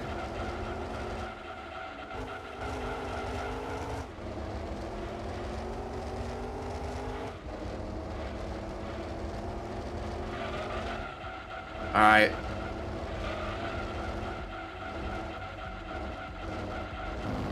Easy, easy, easy, easy. There we go. Alright, through the tunnel. Into the S's. Now the tight hair, the tight bank corner at the other end of the lap. There we go. It's a shame Red Rock Valley, like, of the two tracks that, like, only appeared in one game, that I'm kind of sad never came back. It's Red Rock Valley and Grindelwald are the two tracks I'm kind of sad never came back. Red Rock Valley because it would honestly be a genuinely enjoyable circuit even in a modern Gran Turismo game, with lots of high-speed battles through the bank turns. And Grindelwald because I really want to see what that would look like in an HD environment. You know, fully detailed, with all like the spectators and everything.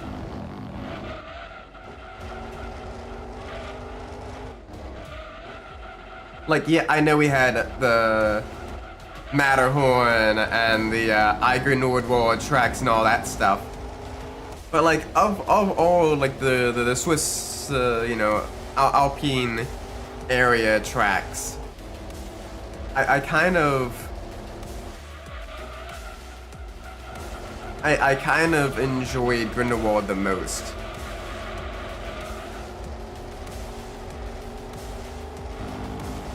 That one felt like, you know, a track that could actually exist in some level of capacity.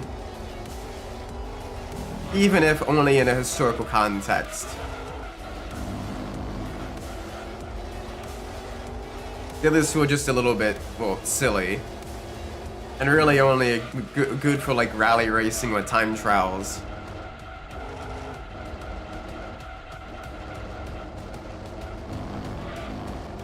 Whereas Grindelwald, you can definitely host things like historic cars, you know, little compact cars and all that stuff.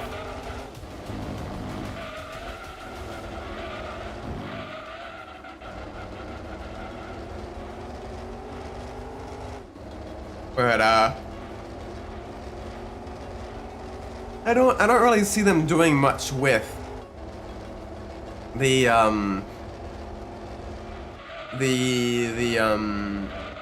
Eiger Nordwald track now that they brought it back into GT7.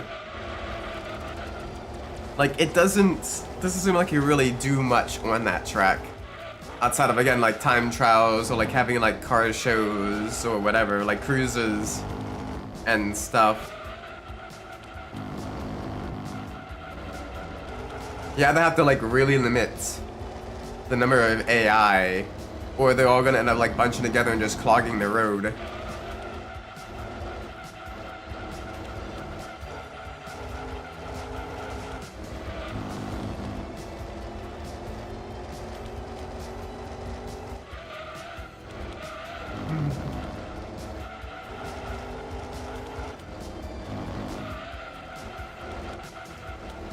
There we go. Final turn. Push, push, push. It's the finish line just up ahead. Boom. Let's go. Victory.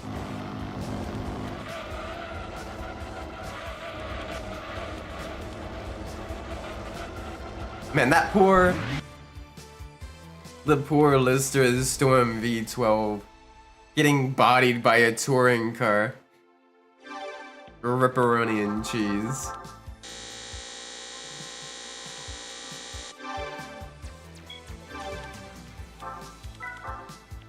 Alright, let's see what cars we get.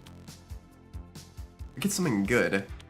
We might try to do that for some of the other Gran Turismo All-Stars races.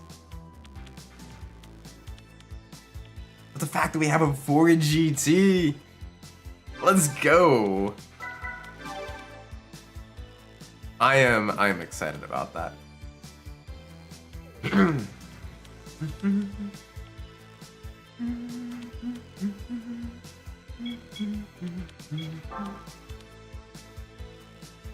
Alright, let's see what we got. Ooh! Alright. We got a Mitsubishi Lancer. Let's see if this can enter the one make race.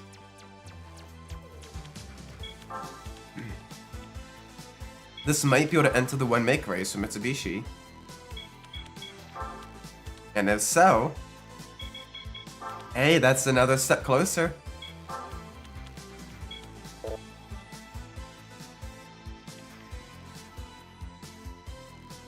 What do you mean it's not a?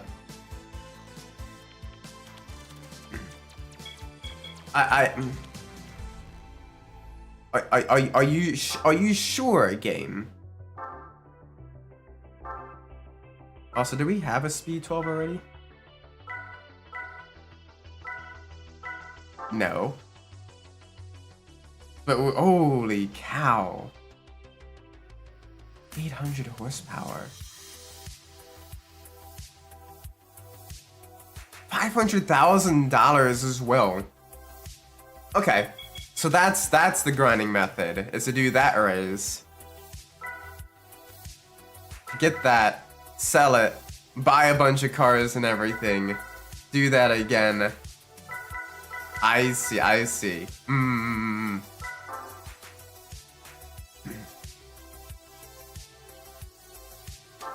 Alright, let's enter the Cure R33. Let's do another one of the Gran Turismo All-Stars races. I can't believe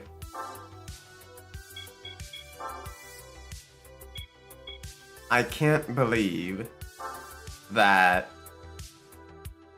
it's the Mines Lancer is based off a Mitsubishi Lancer Evolution, but you can't use the Mines Mitsubishi Lancer Evolution in the Mitsubishi Lancer Evolution race. Oh, that's a TSO 20. That's a TSO 20.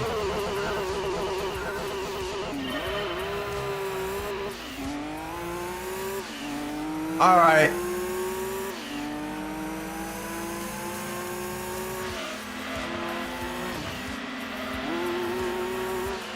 So we need a push. We need a push and fast.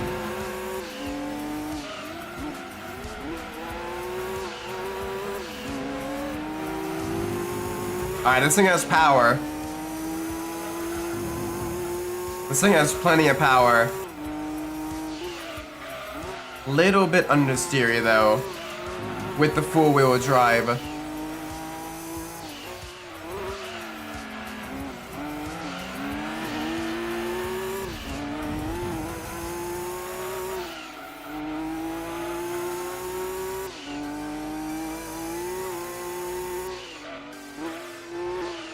Alright, here we go.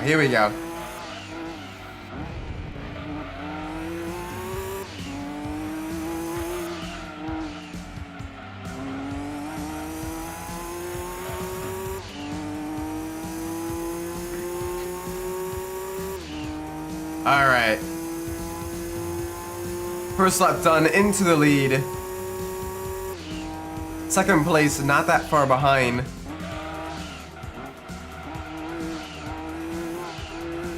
Oh, they're gonna give us a good run for our money, I think. It's gonna be a tough race.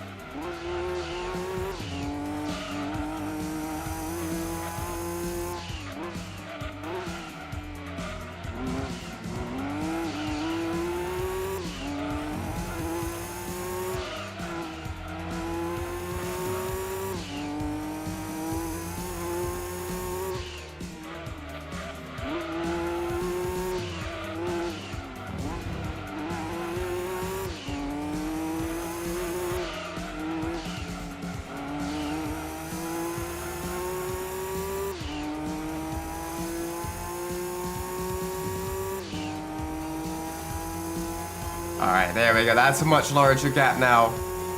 All the way through. Top speed of 184 miles an hour that lap. Really, really good. Oh gosh. The end this year though, less good. But we're working through it. We're working through it.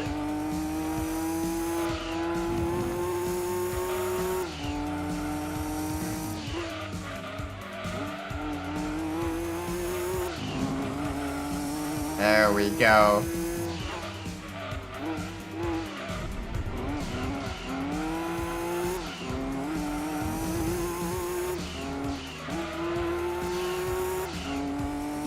Yeah, we are building a gap, so the Skyline does well. I'm gonna try out the NSX next. Because we do have one of those in the garage. So that'll be a fun one to see.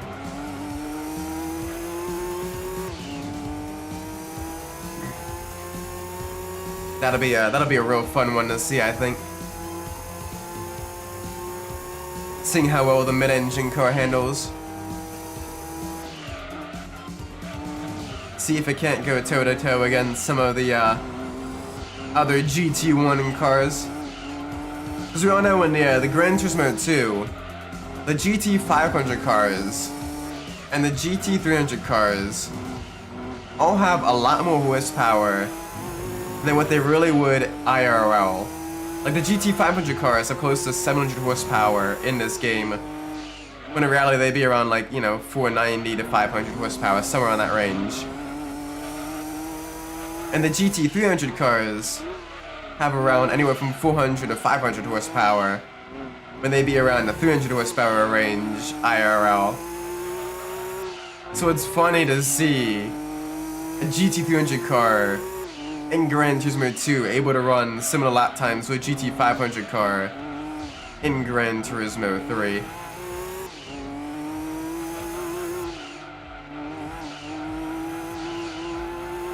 Just, you know, funny food for thought. Makes me wonder how that happened.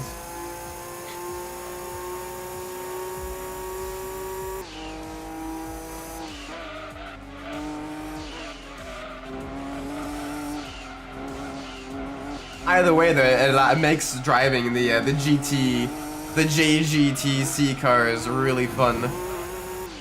Because you're trying to basically handle a vehicle that's a lot more powerful than what it normally would be. And it is an absolute handful. But my word, is it an exhilarating handful.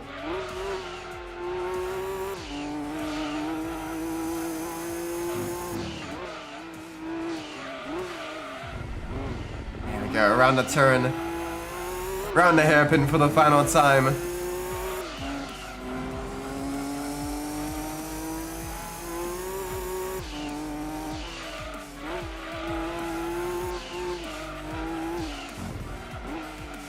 Oh, a little bit of a bonk. Little bit of a bonk.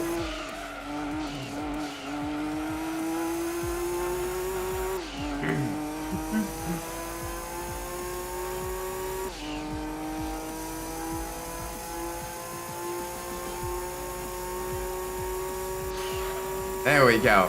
Nice.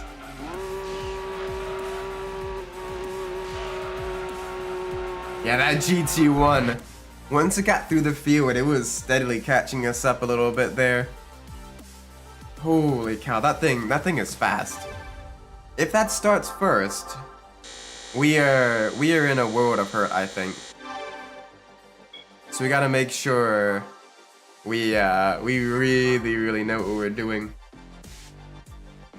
Because holy cow. That'll be very tough to beat if they start in front. Thankfully they started closer to the back of the field, which is the game being nice to us.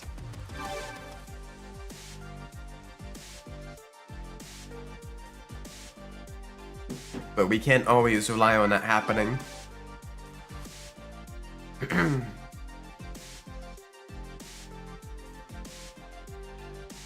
Alright, let's see what other cars we can do.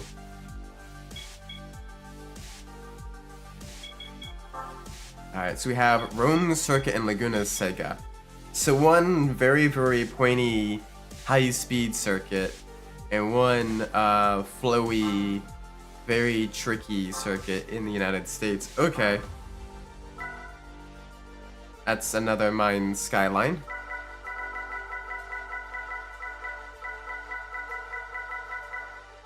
Do I have?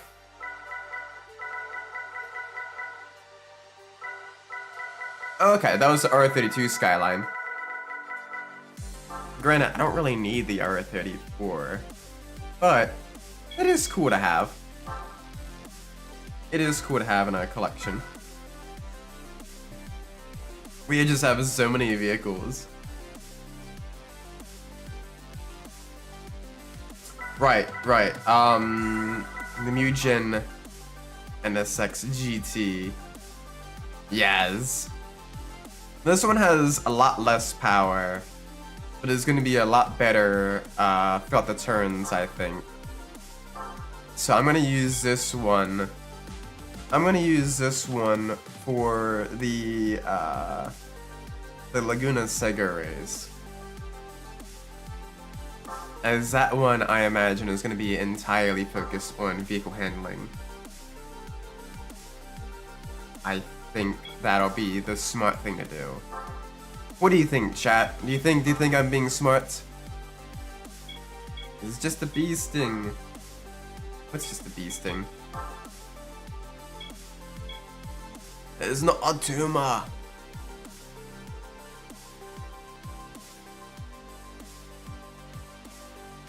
Also, welcome Petra, hope you're well today. Yeah, let's race at Laguna Seca in the NSX, in the NSX. Beautiful car. Development was aided by the man Ayrton Senna himself. Ooh, okay. No GT1 cars here. The Venturi and the Viper are going to be our strongest opponents. And we should be able to take them down.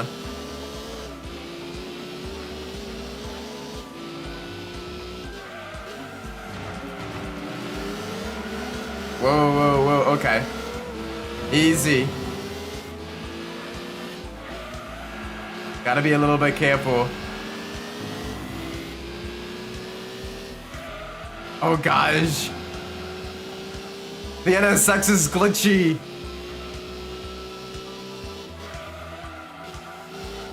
Oh, that looks so... Oh, that looks so bad. Polyphony. What did you do to the car, Polyphony?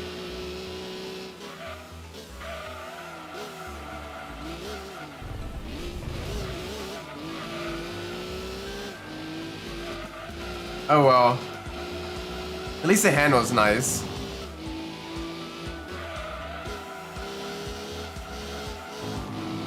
At least the handle's nice.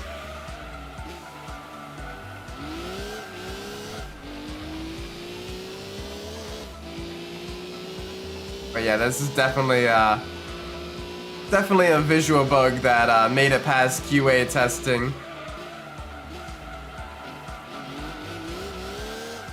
So, yeah, whoopsie daisies.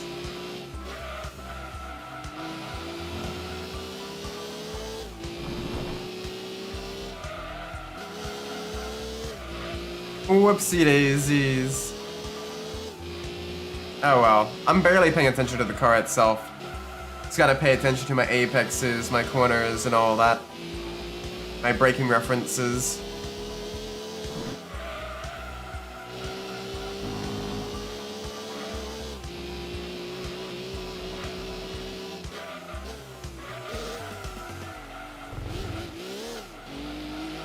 There we go. Boom.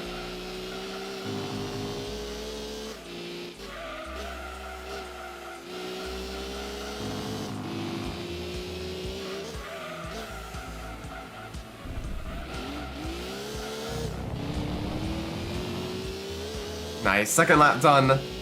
Yeah, we're pulling a massive gap. 1:15.9. Very quick time. No issues here. After this, we can probably switch back to another Skyline for the Rome circuit race. We need something with lots of power and plenty of low speed acceleration for the Rome circuit race, as that'll really make or break our run. Rome circuit in general is always just really tricky because it's a very stop and go course. So you basically have to kind of dive your opponents or have a massively more powerful car than them in order to really do well there. You win by power over anything else.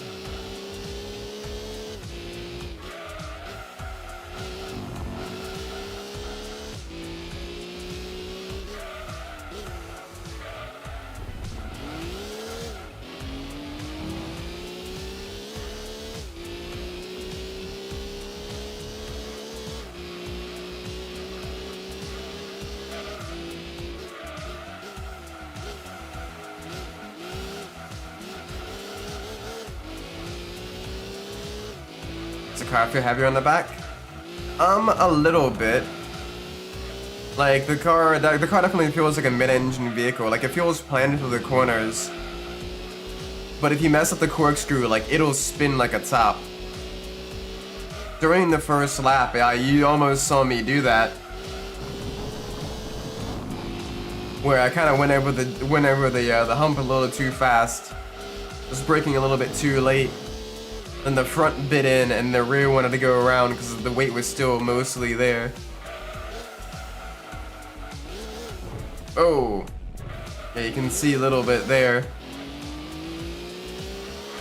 Car gets just a little bit out of shape.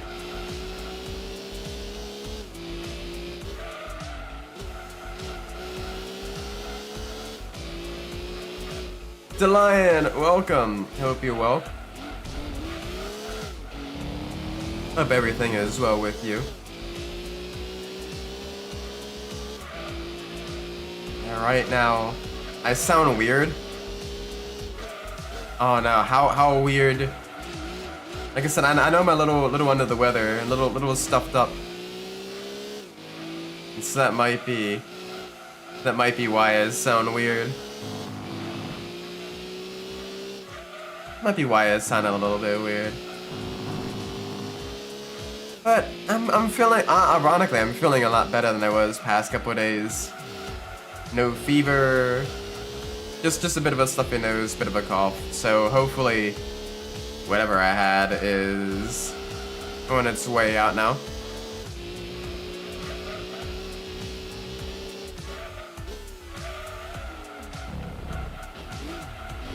Europe cold a lot, America cold a lot? Like having a fever, yeah. Like, I don't have a fever anymore, it's literally just a bit of a stuffy nose. And yeah, just a bit of a cough.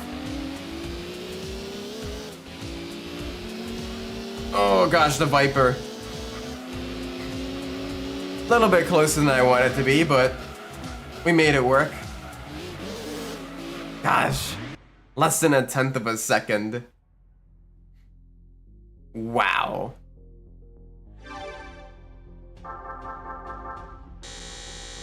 That was way too close. Yeah, the stuffy nose. It's a bit rough, but you do what you can. You do what you can. 1 second.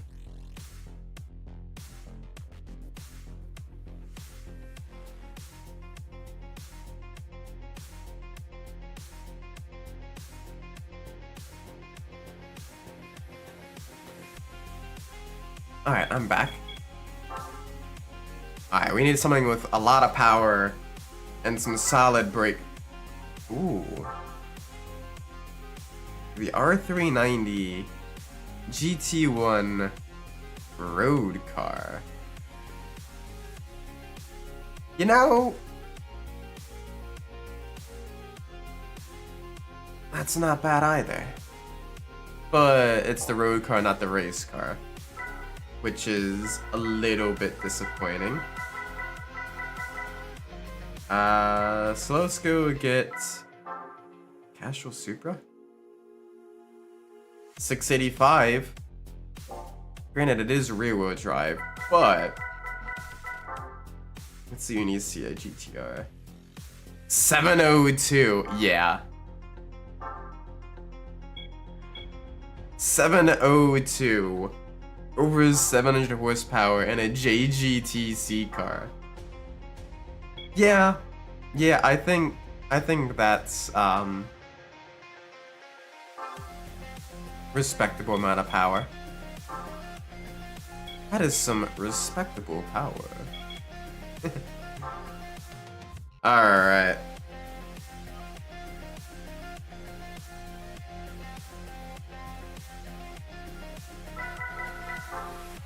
Let's do this.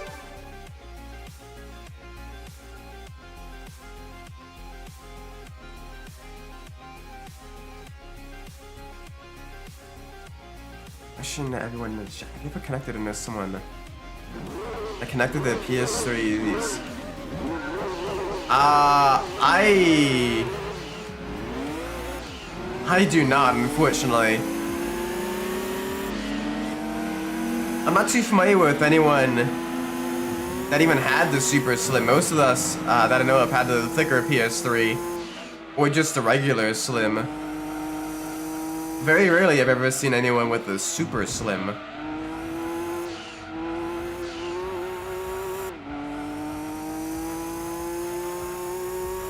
So that is, yeah. I'm not as familiar with the Super Slim of the PS3s. That must have been like a really late model PS3.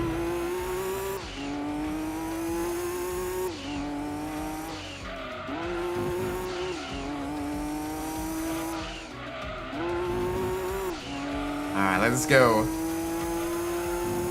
Big push. Oh, the power.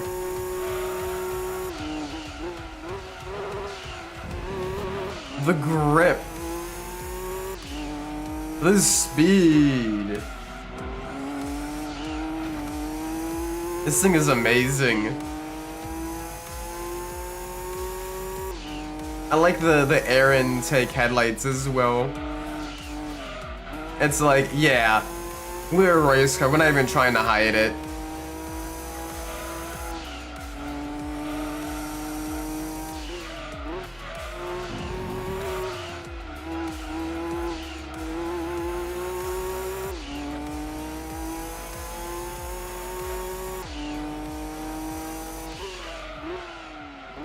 Alright, nice and easy.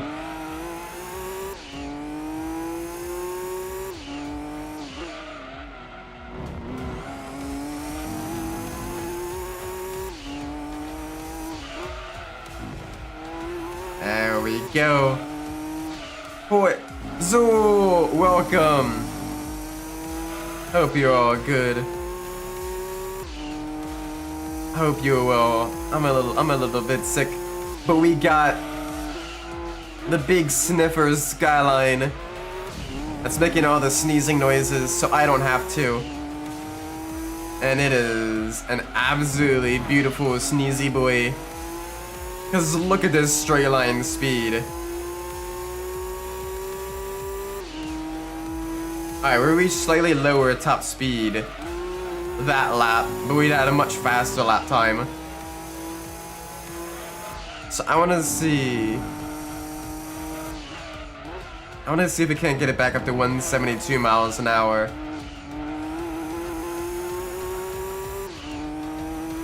Down the back straight. I wanna see how fast we can get this thing to go.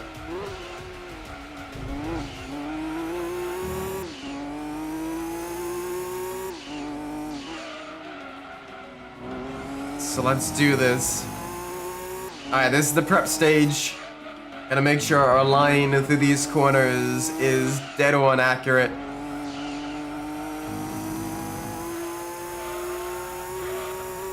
Use up all of the road.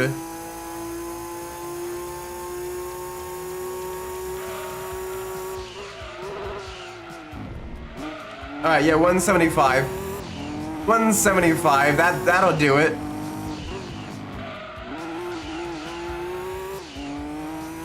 That'll do it. Let's go.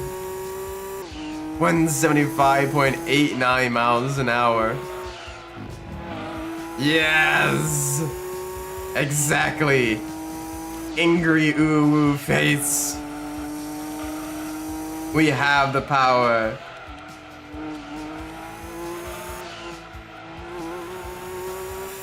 Gosh, delivery on this looks really good too. The white and orange.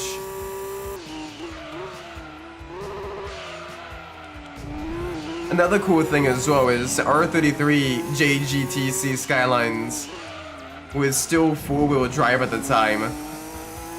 So they saw that massive grip that the all-wheel drive system offered, which made them dominant on the track. So it is so cool. It is so cool seeing, being able to actually drive the R33 JGTC cars. It's because from Gran Turismo 3 onwards, they get replaced with the R34s. And then later on the Nissan Z and R35s. So it's good to drive the older ones. It feels nice to drive the older ones. Need for speed mounts data installation on PS3. RIP.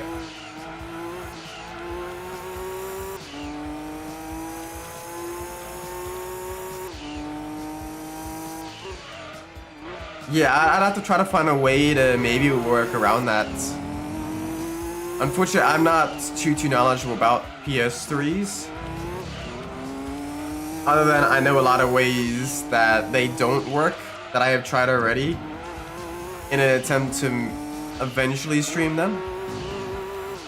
And yeah, I get why so many developers hated the PS3.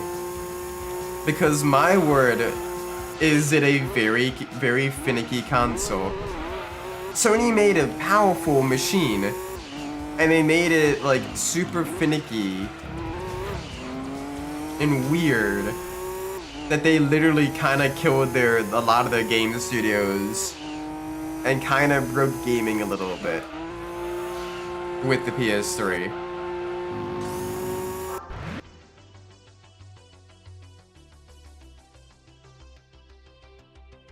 Add on to it a lot of that being the first time a lot of games were really, getting all the live updates and everything and all that cool stuff.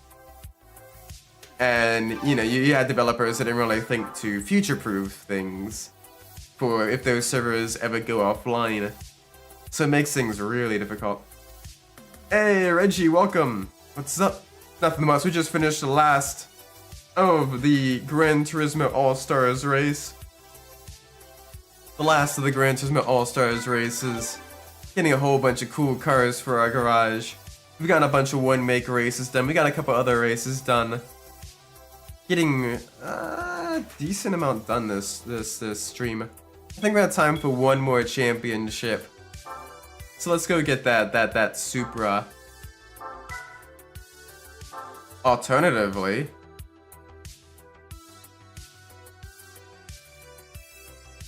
ooh, we do have a ZZ too. But no, it's probably the ZZS that it needs, which is a shame. The ZZ2 is beautiful as well.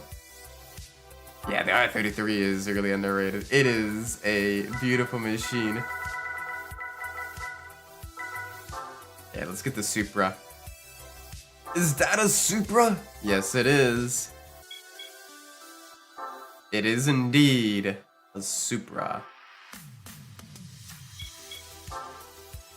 Alright. Yeah, we've done the Euro-Pacific League. Let's do the Gran Turismo World League. 5 races. A bunch of different tracks. Let's do it. Let's do it!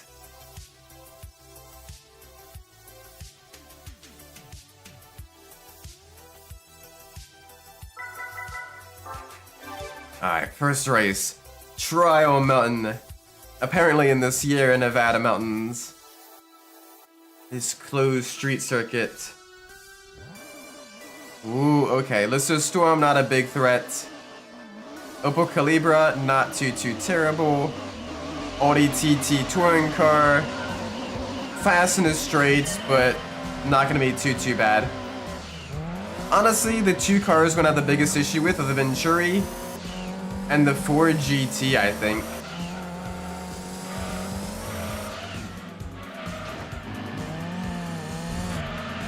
Or our own car spinning.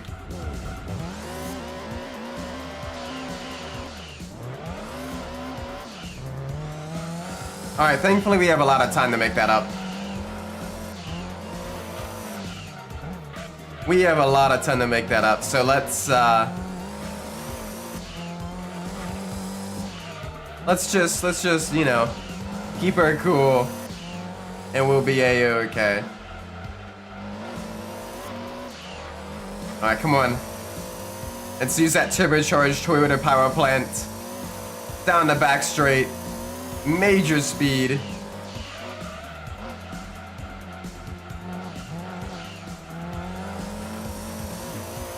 There we go. Alright, we're catching up with the backpack.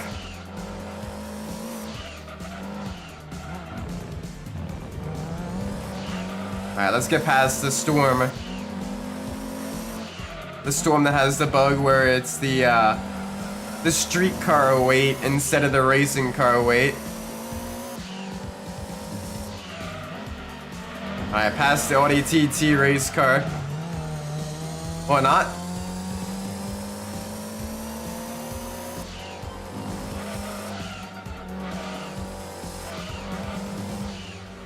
Alright, they're all jockeying for position.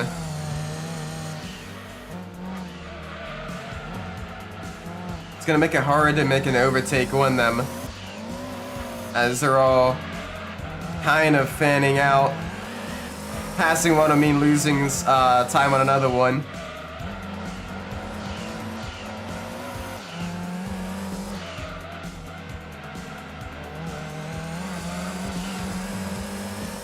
Alright, but we're still within visual range of the leader.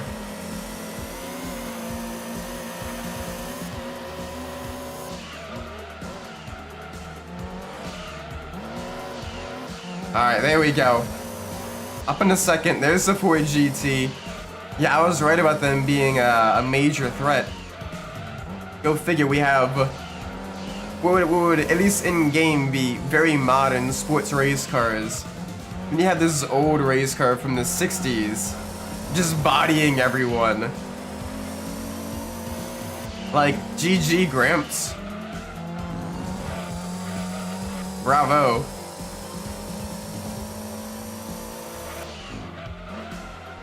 I say Gramps like the cars we're driving right now aren't old and are the same age as me.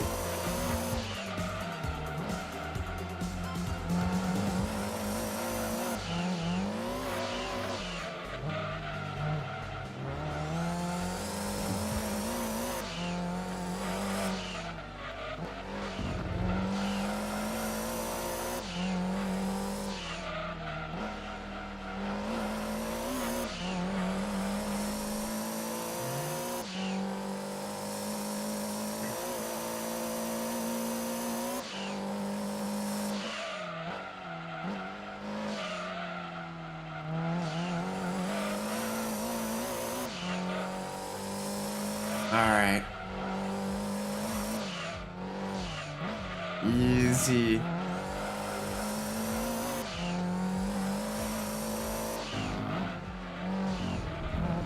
Easy.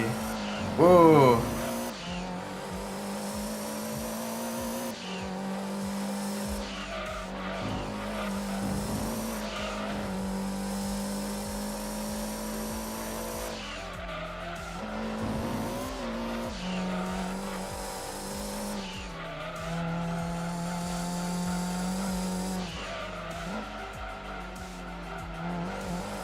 Nice and smooth.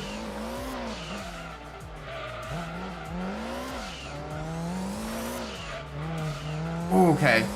Do not touch grass. Touching grass is very bad.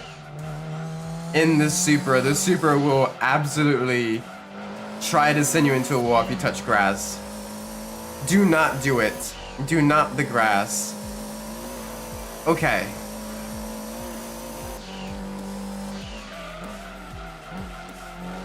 That is good to know.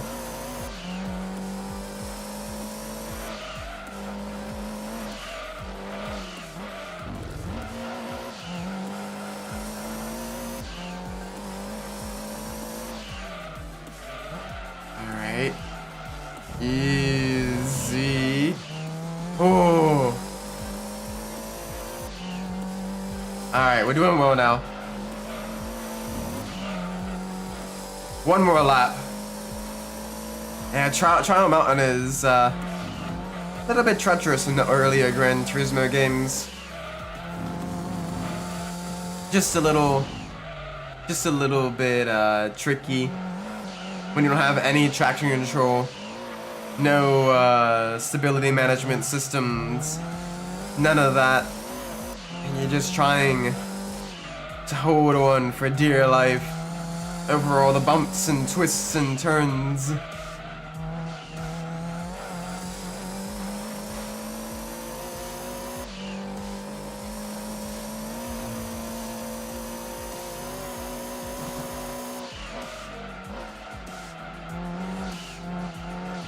All right.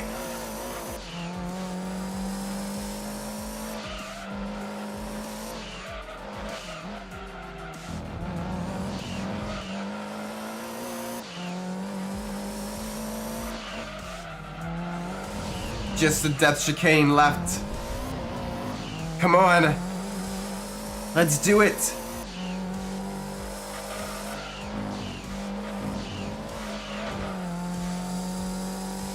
Yum. And across the line.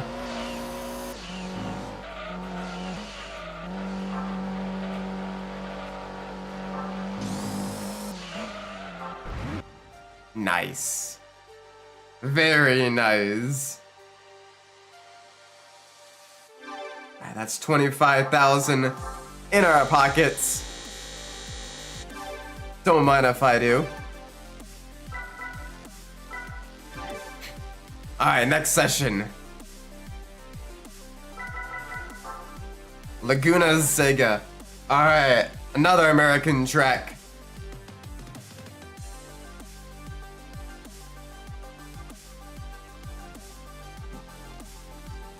Second race one? I hope so. This is the second one in the championship here.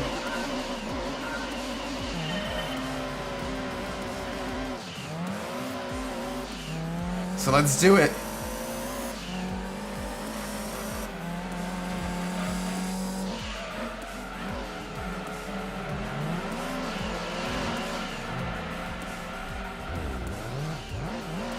Alright. Second verse, same as the first. Little bit louder, a little bit worse. That's how it's gonna be, I guess.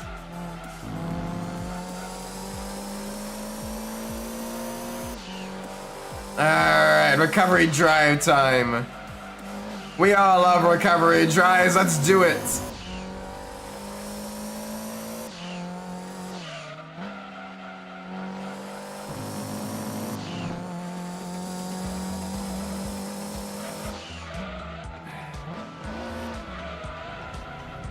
Went on PS3 or PS4.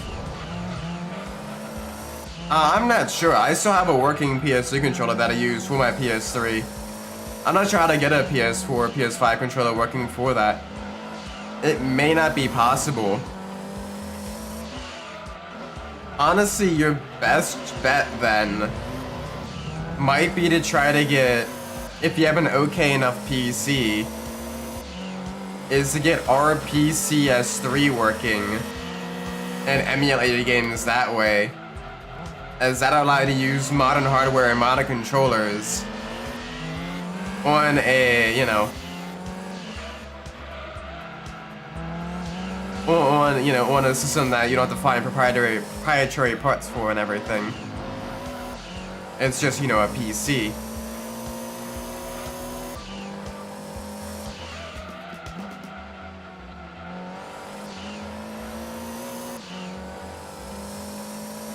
Like, I don't think a PS3 would be able to recognize a DualShock 4 or DualShock 5 controller.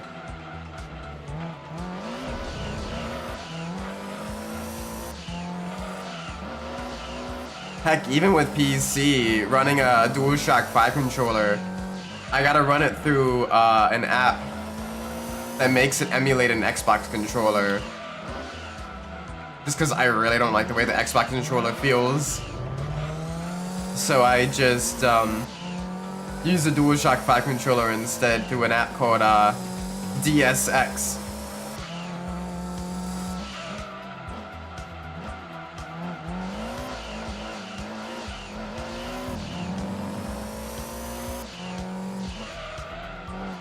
Alright, nice.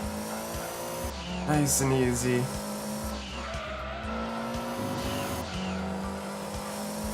Nice and easy.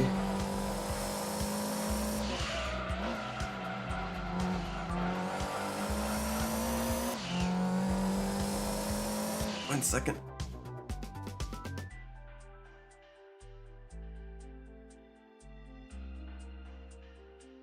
There we go. That's better.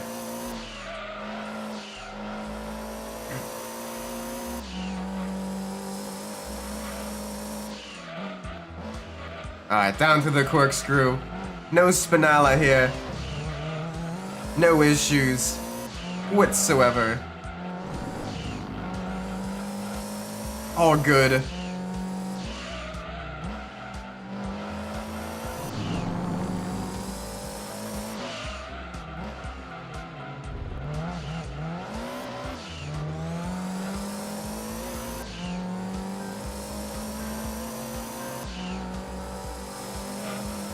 There we go, 2 to go. Let's do this.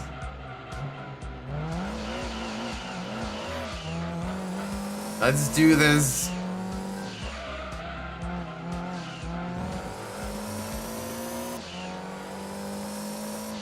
Down a gear. Round a turn. Brake just at the one. Trail braking. Third gear, a lot of third gear corners at Laguna Seca. At the top, turn 6, it is a 4th gear corner. Keep going. Brake just before the 3. Down in the 2nd gear. Don't want to go in the 1st gear because the car will lose traction if you try to accelerate. You want to be outside the vehicle's power band going through the corkscrew when you don't have traction control. Because otherwise the car will really want to spin on you. And you don't want a spinny car. You do not want a spinny car. When you do have traction control, you can go down a lower gear. But even then, if your tires are more worn, you gotta watch yourself.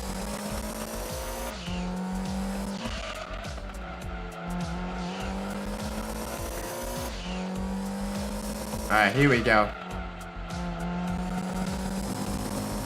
Final lap, race 205 in the Supra.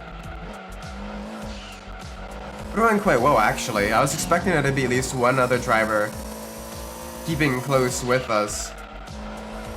But I know for the Rome Circuit event, that one's gonna be fairly tough. Oh, okay, never mind.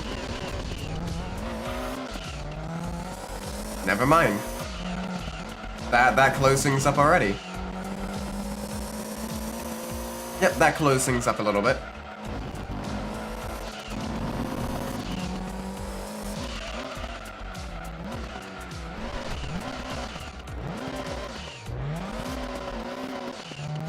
Alright, let's go. Come on. Big push. Cross the line. Nice.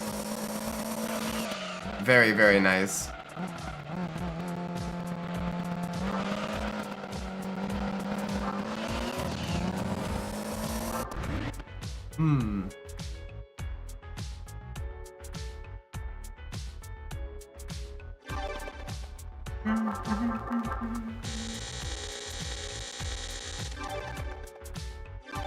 Nice. Boom. Next session. Apricot Hill. Ah, my favorite Gran Turismo original circuit. Absolutely love it. It's an OG track. It's got an amazing flow. It feels good in everything from a road car to a GT racing vehicle to even an open wheeler. I have the 240 SX jumpers. Oh, for Need for Speed Undercover. Nice. I think with my playthrough, I went with the Challenger on stream, but that was with the PS2 version.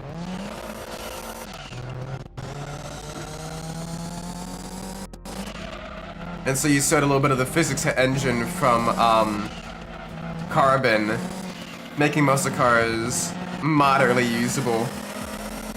I'm not sure how the vehicle handling is in the PS3 version. I've never played the PS3 version.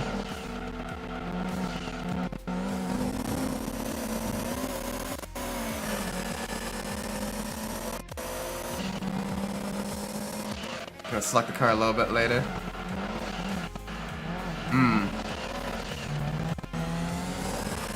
I mean, 240SX is a nice car. It's got lots of good handling, and even a 240SX in both Carbon and Pro Street were really good.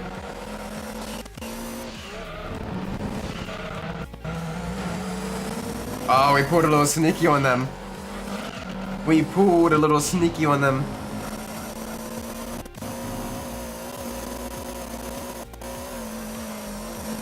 Come on. Stop running wide, please. Gotta remember, this is the older Supra, so it doesn't have nearly as much downforce as the ones in Gran Turismo 3 and 4. It's got a lot less downforce, so I can't take the high speed nearly as quickly. Can't take the high speed corners nearly as quickly in the older Supra.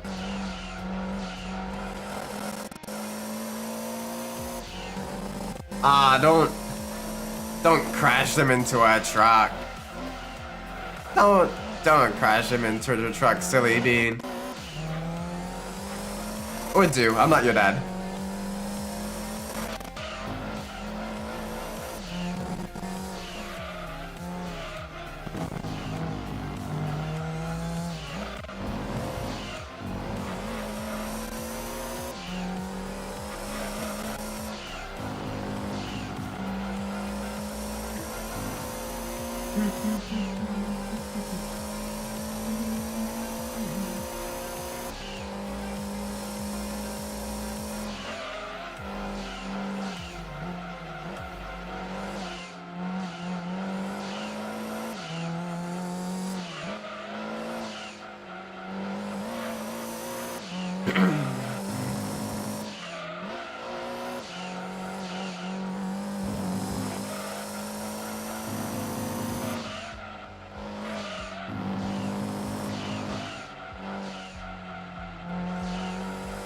Alright. Let's do this.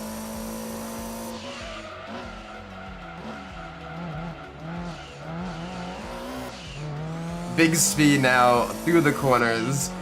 Halfway done the race. It's a shame though. We don't get to see Epica Hill nearly as much as I'd like to see it in racing games.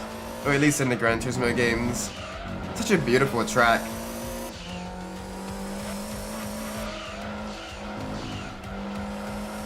Just be a really fun track to drive on IRL. It's just got a vibe. It just hits different, you know? It hits different. It just works. Like, Polyphony cooked when I made this one. The flowing, rolling hills of the S-curves. The high-speed, long left-hander. The cool, tight hairpin overtaking spots. The downhill into the chicane, into the uphill section that really flows well when you get it right. It's a track that's easy to learn, but really hard to master. Like, you'll always be finding little bits of time here and there. I usually get just a little bit better each playthrough, each lap.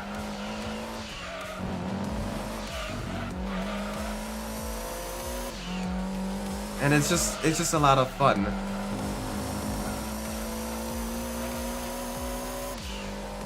There we go. See, finding little bits of time in every single lap. Half second, and then a half second.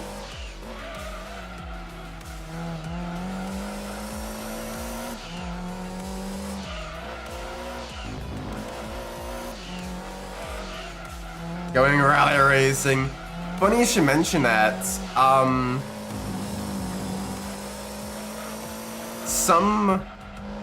240s. There was a 240 RS used in Group B rally racing that is based off of the Sylvia platform. I think it was the 240 RS.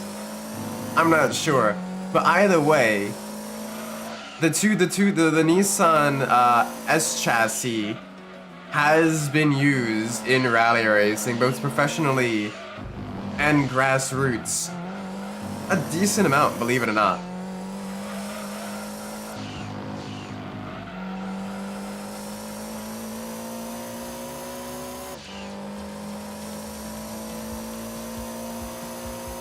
Most particularly competitive in the Safari Rally, as that one is more of an endurance durability test than an outright speed test. And because of the longer straights and more open turns and everything, it works.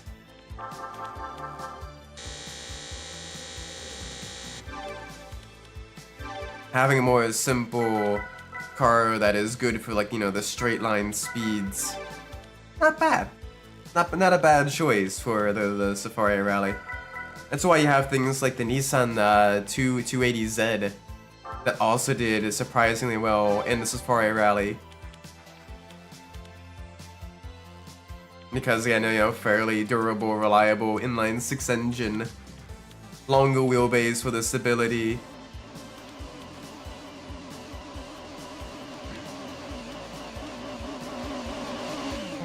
it was able to beat some of the lighter and more fragile European counterparts.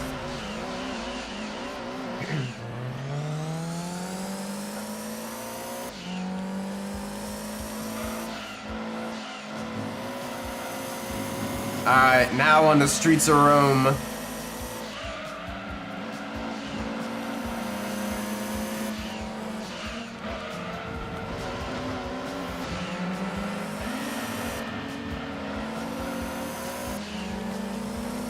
Let's go. Break the 100-meter board. Could probably break a little bit later.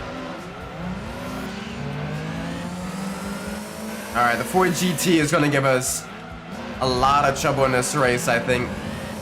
They're going to be right on our tail or right ahead pretty much the entire time. As will be faster in a few corners. But they will be really, really quick on the straights. So it's going to be a tough battle.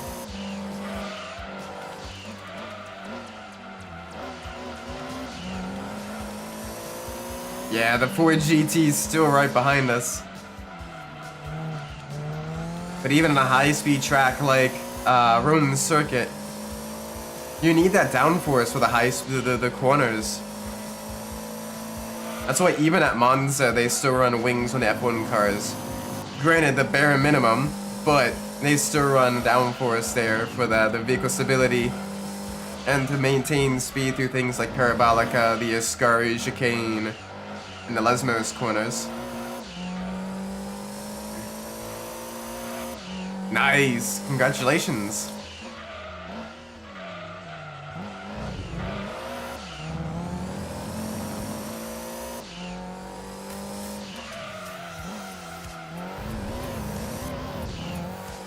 Alright. Easy through high-speed right-hander. One to the back straight. Oh, now you select the cars.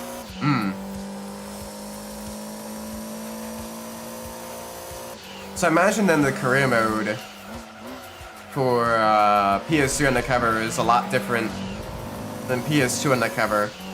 I never actually played PS3 Undercover, so that'll be interesting to see how that plays.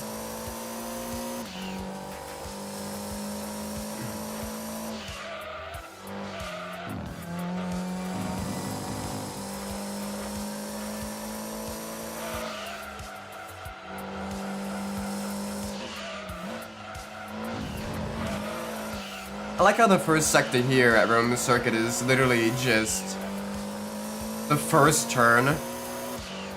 So your sector 1 time would be something like 8 seconds. And then sectors 2 and 3 would be something crazy like, you know, 30 and then 40 seconds. Probably the worst option. Why'd you pick it? Why did you pick the Golf then if the Golf isn't better?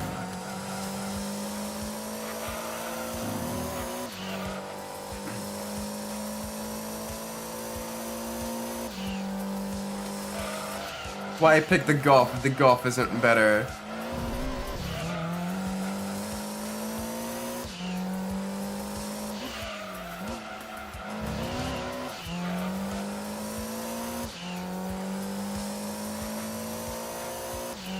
There we go, 2 to go.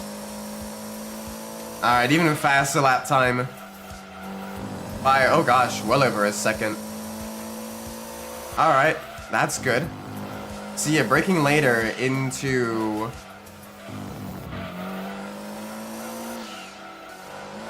turn 6.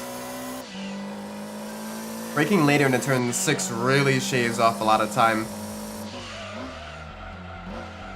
Alright, not that much later though. Not that much later. German auto ego got you. Oh, ripperoni and cheese, mate.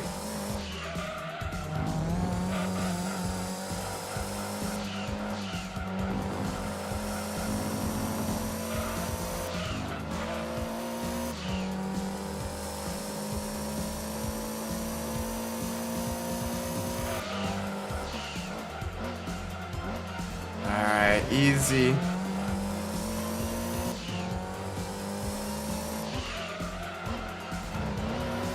Easy. Final lap, let's go.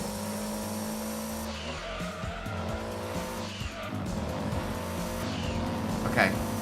Gotta be careful. Gotta be very careful.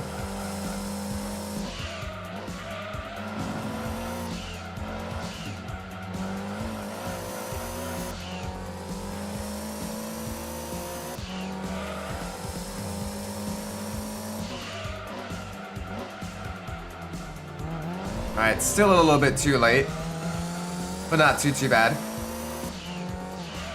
Alright, Supra's doing us well.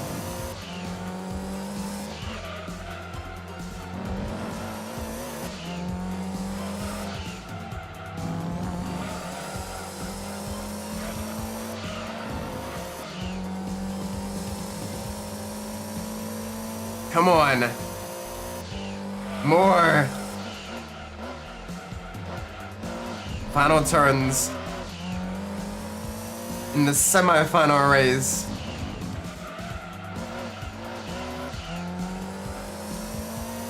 Yes! Victory! And it's sweet, sweet, sweet victory, yeah. Oh wow, it's a close battle for second place. The GT40 and the Venturi are tied at 18 points, and then the Audi TT only 3 points behind. This is very close. This is very, very, very close battle for second place. It's a three-way fight for second place in the championship. We've got first locked out. We could literally start the race and do it all in reverse. I'm not gonna do that because I want the extra money. But we could do that and we'd still win. Another song you sing? Yep, the SpongeBob song.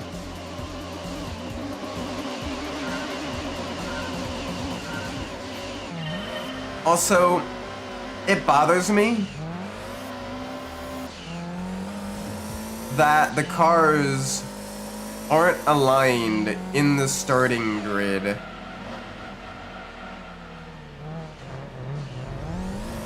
The cars aren't aligned in the starting grid at Midfield Raceway. That bothers me a little bit. Like, they're all skewed slightly to the left.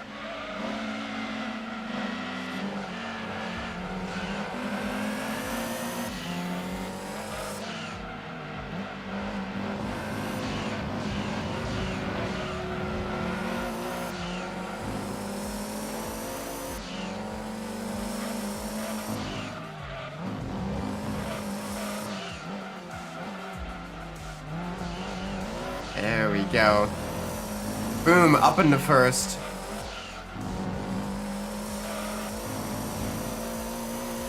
Let's go. Big push now.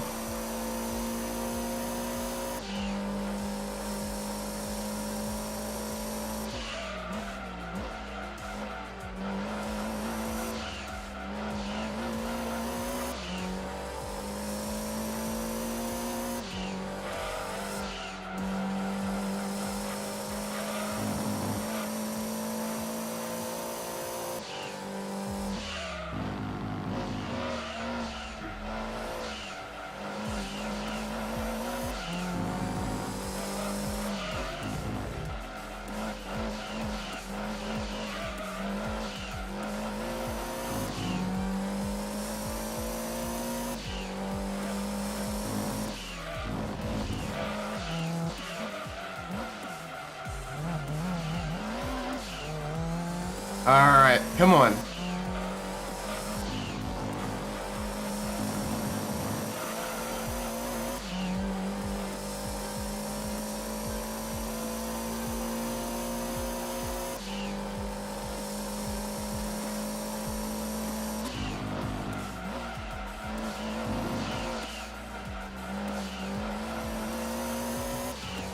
go, that's another lap down.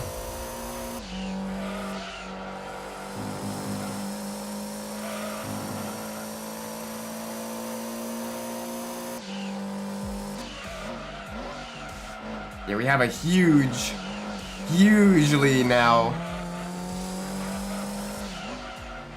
Midfielder Raceway, absolutely beautiful track. Feels really good to drive. And a lot of the high downforce cars. So much grip.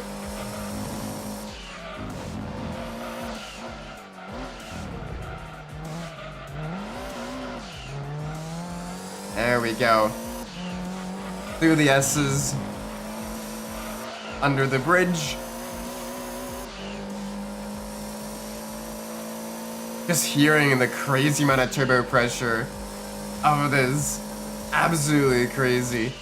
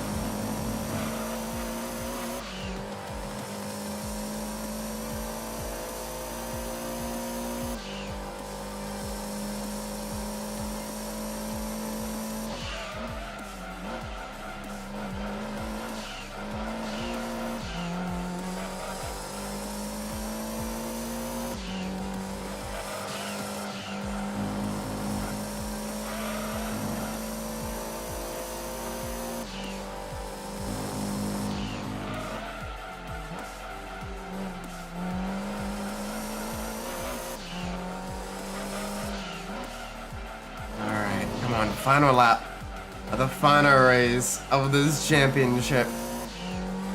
Let's see. Let's see what we can do here.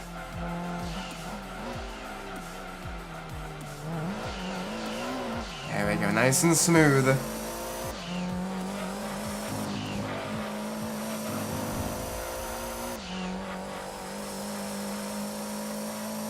Nice and smooth.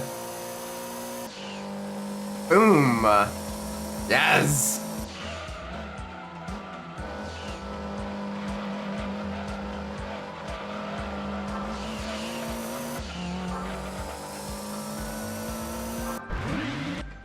Let's go! Alright, let's see what car we get from this.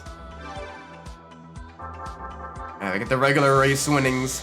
$25,000. Thank you, thank you, thank you. Alright. Championship winnings, $150,000. Very nice, thank you kindly. And a new car. Let's make sure we save. Let's make sure we save.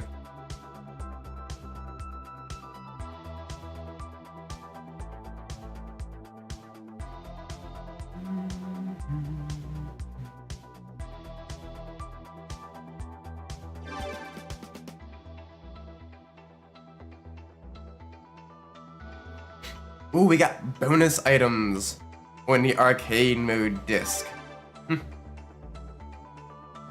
Thank you, game, I guess.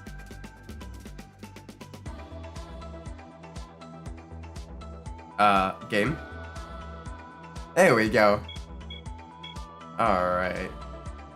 Let's see what car we got.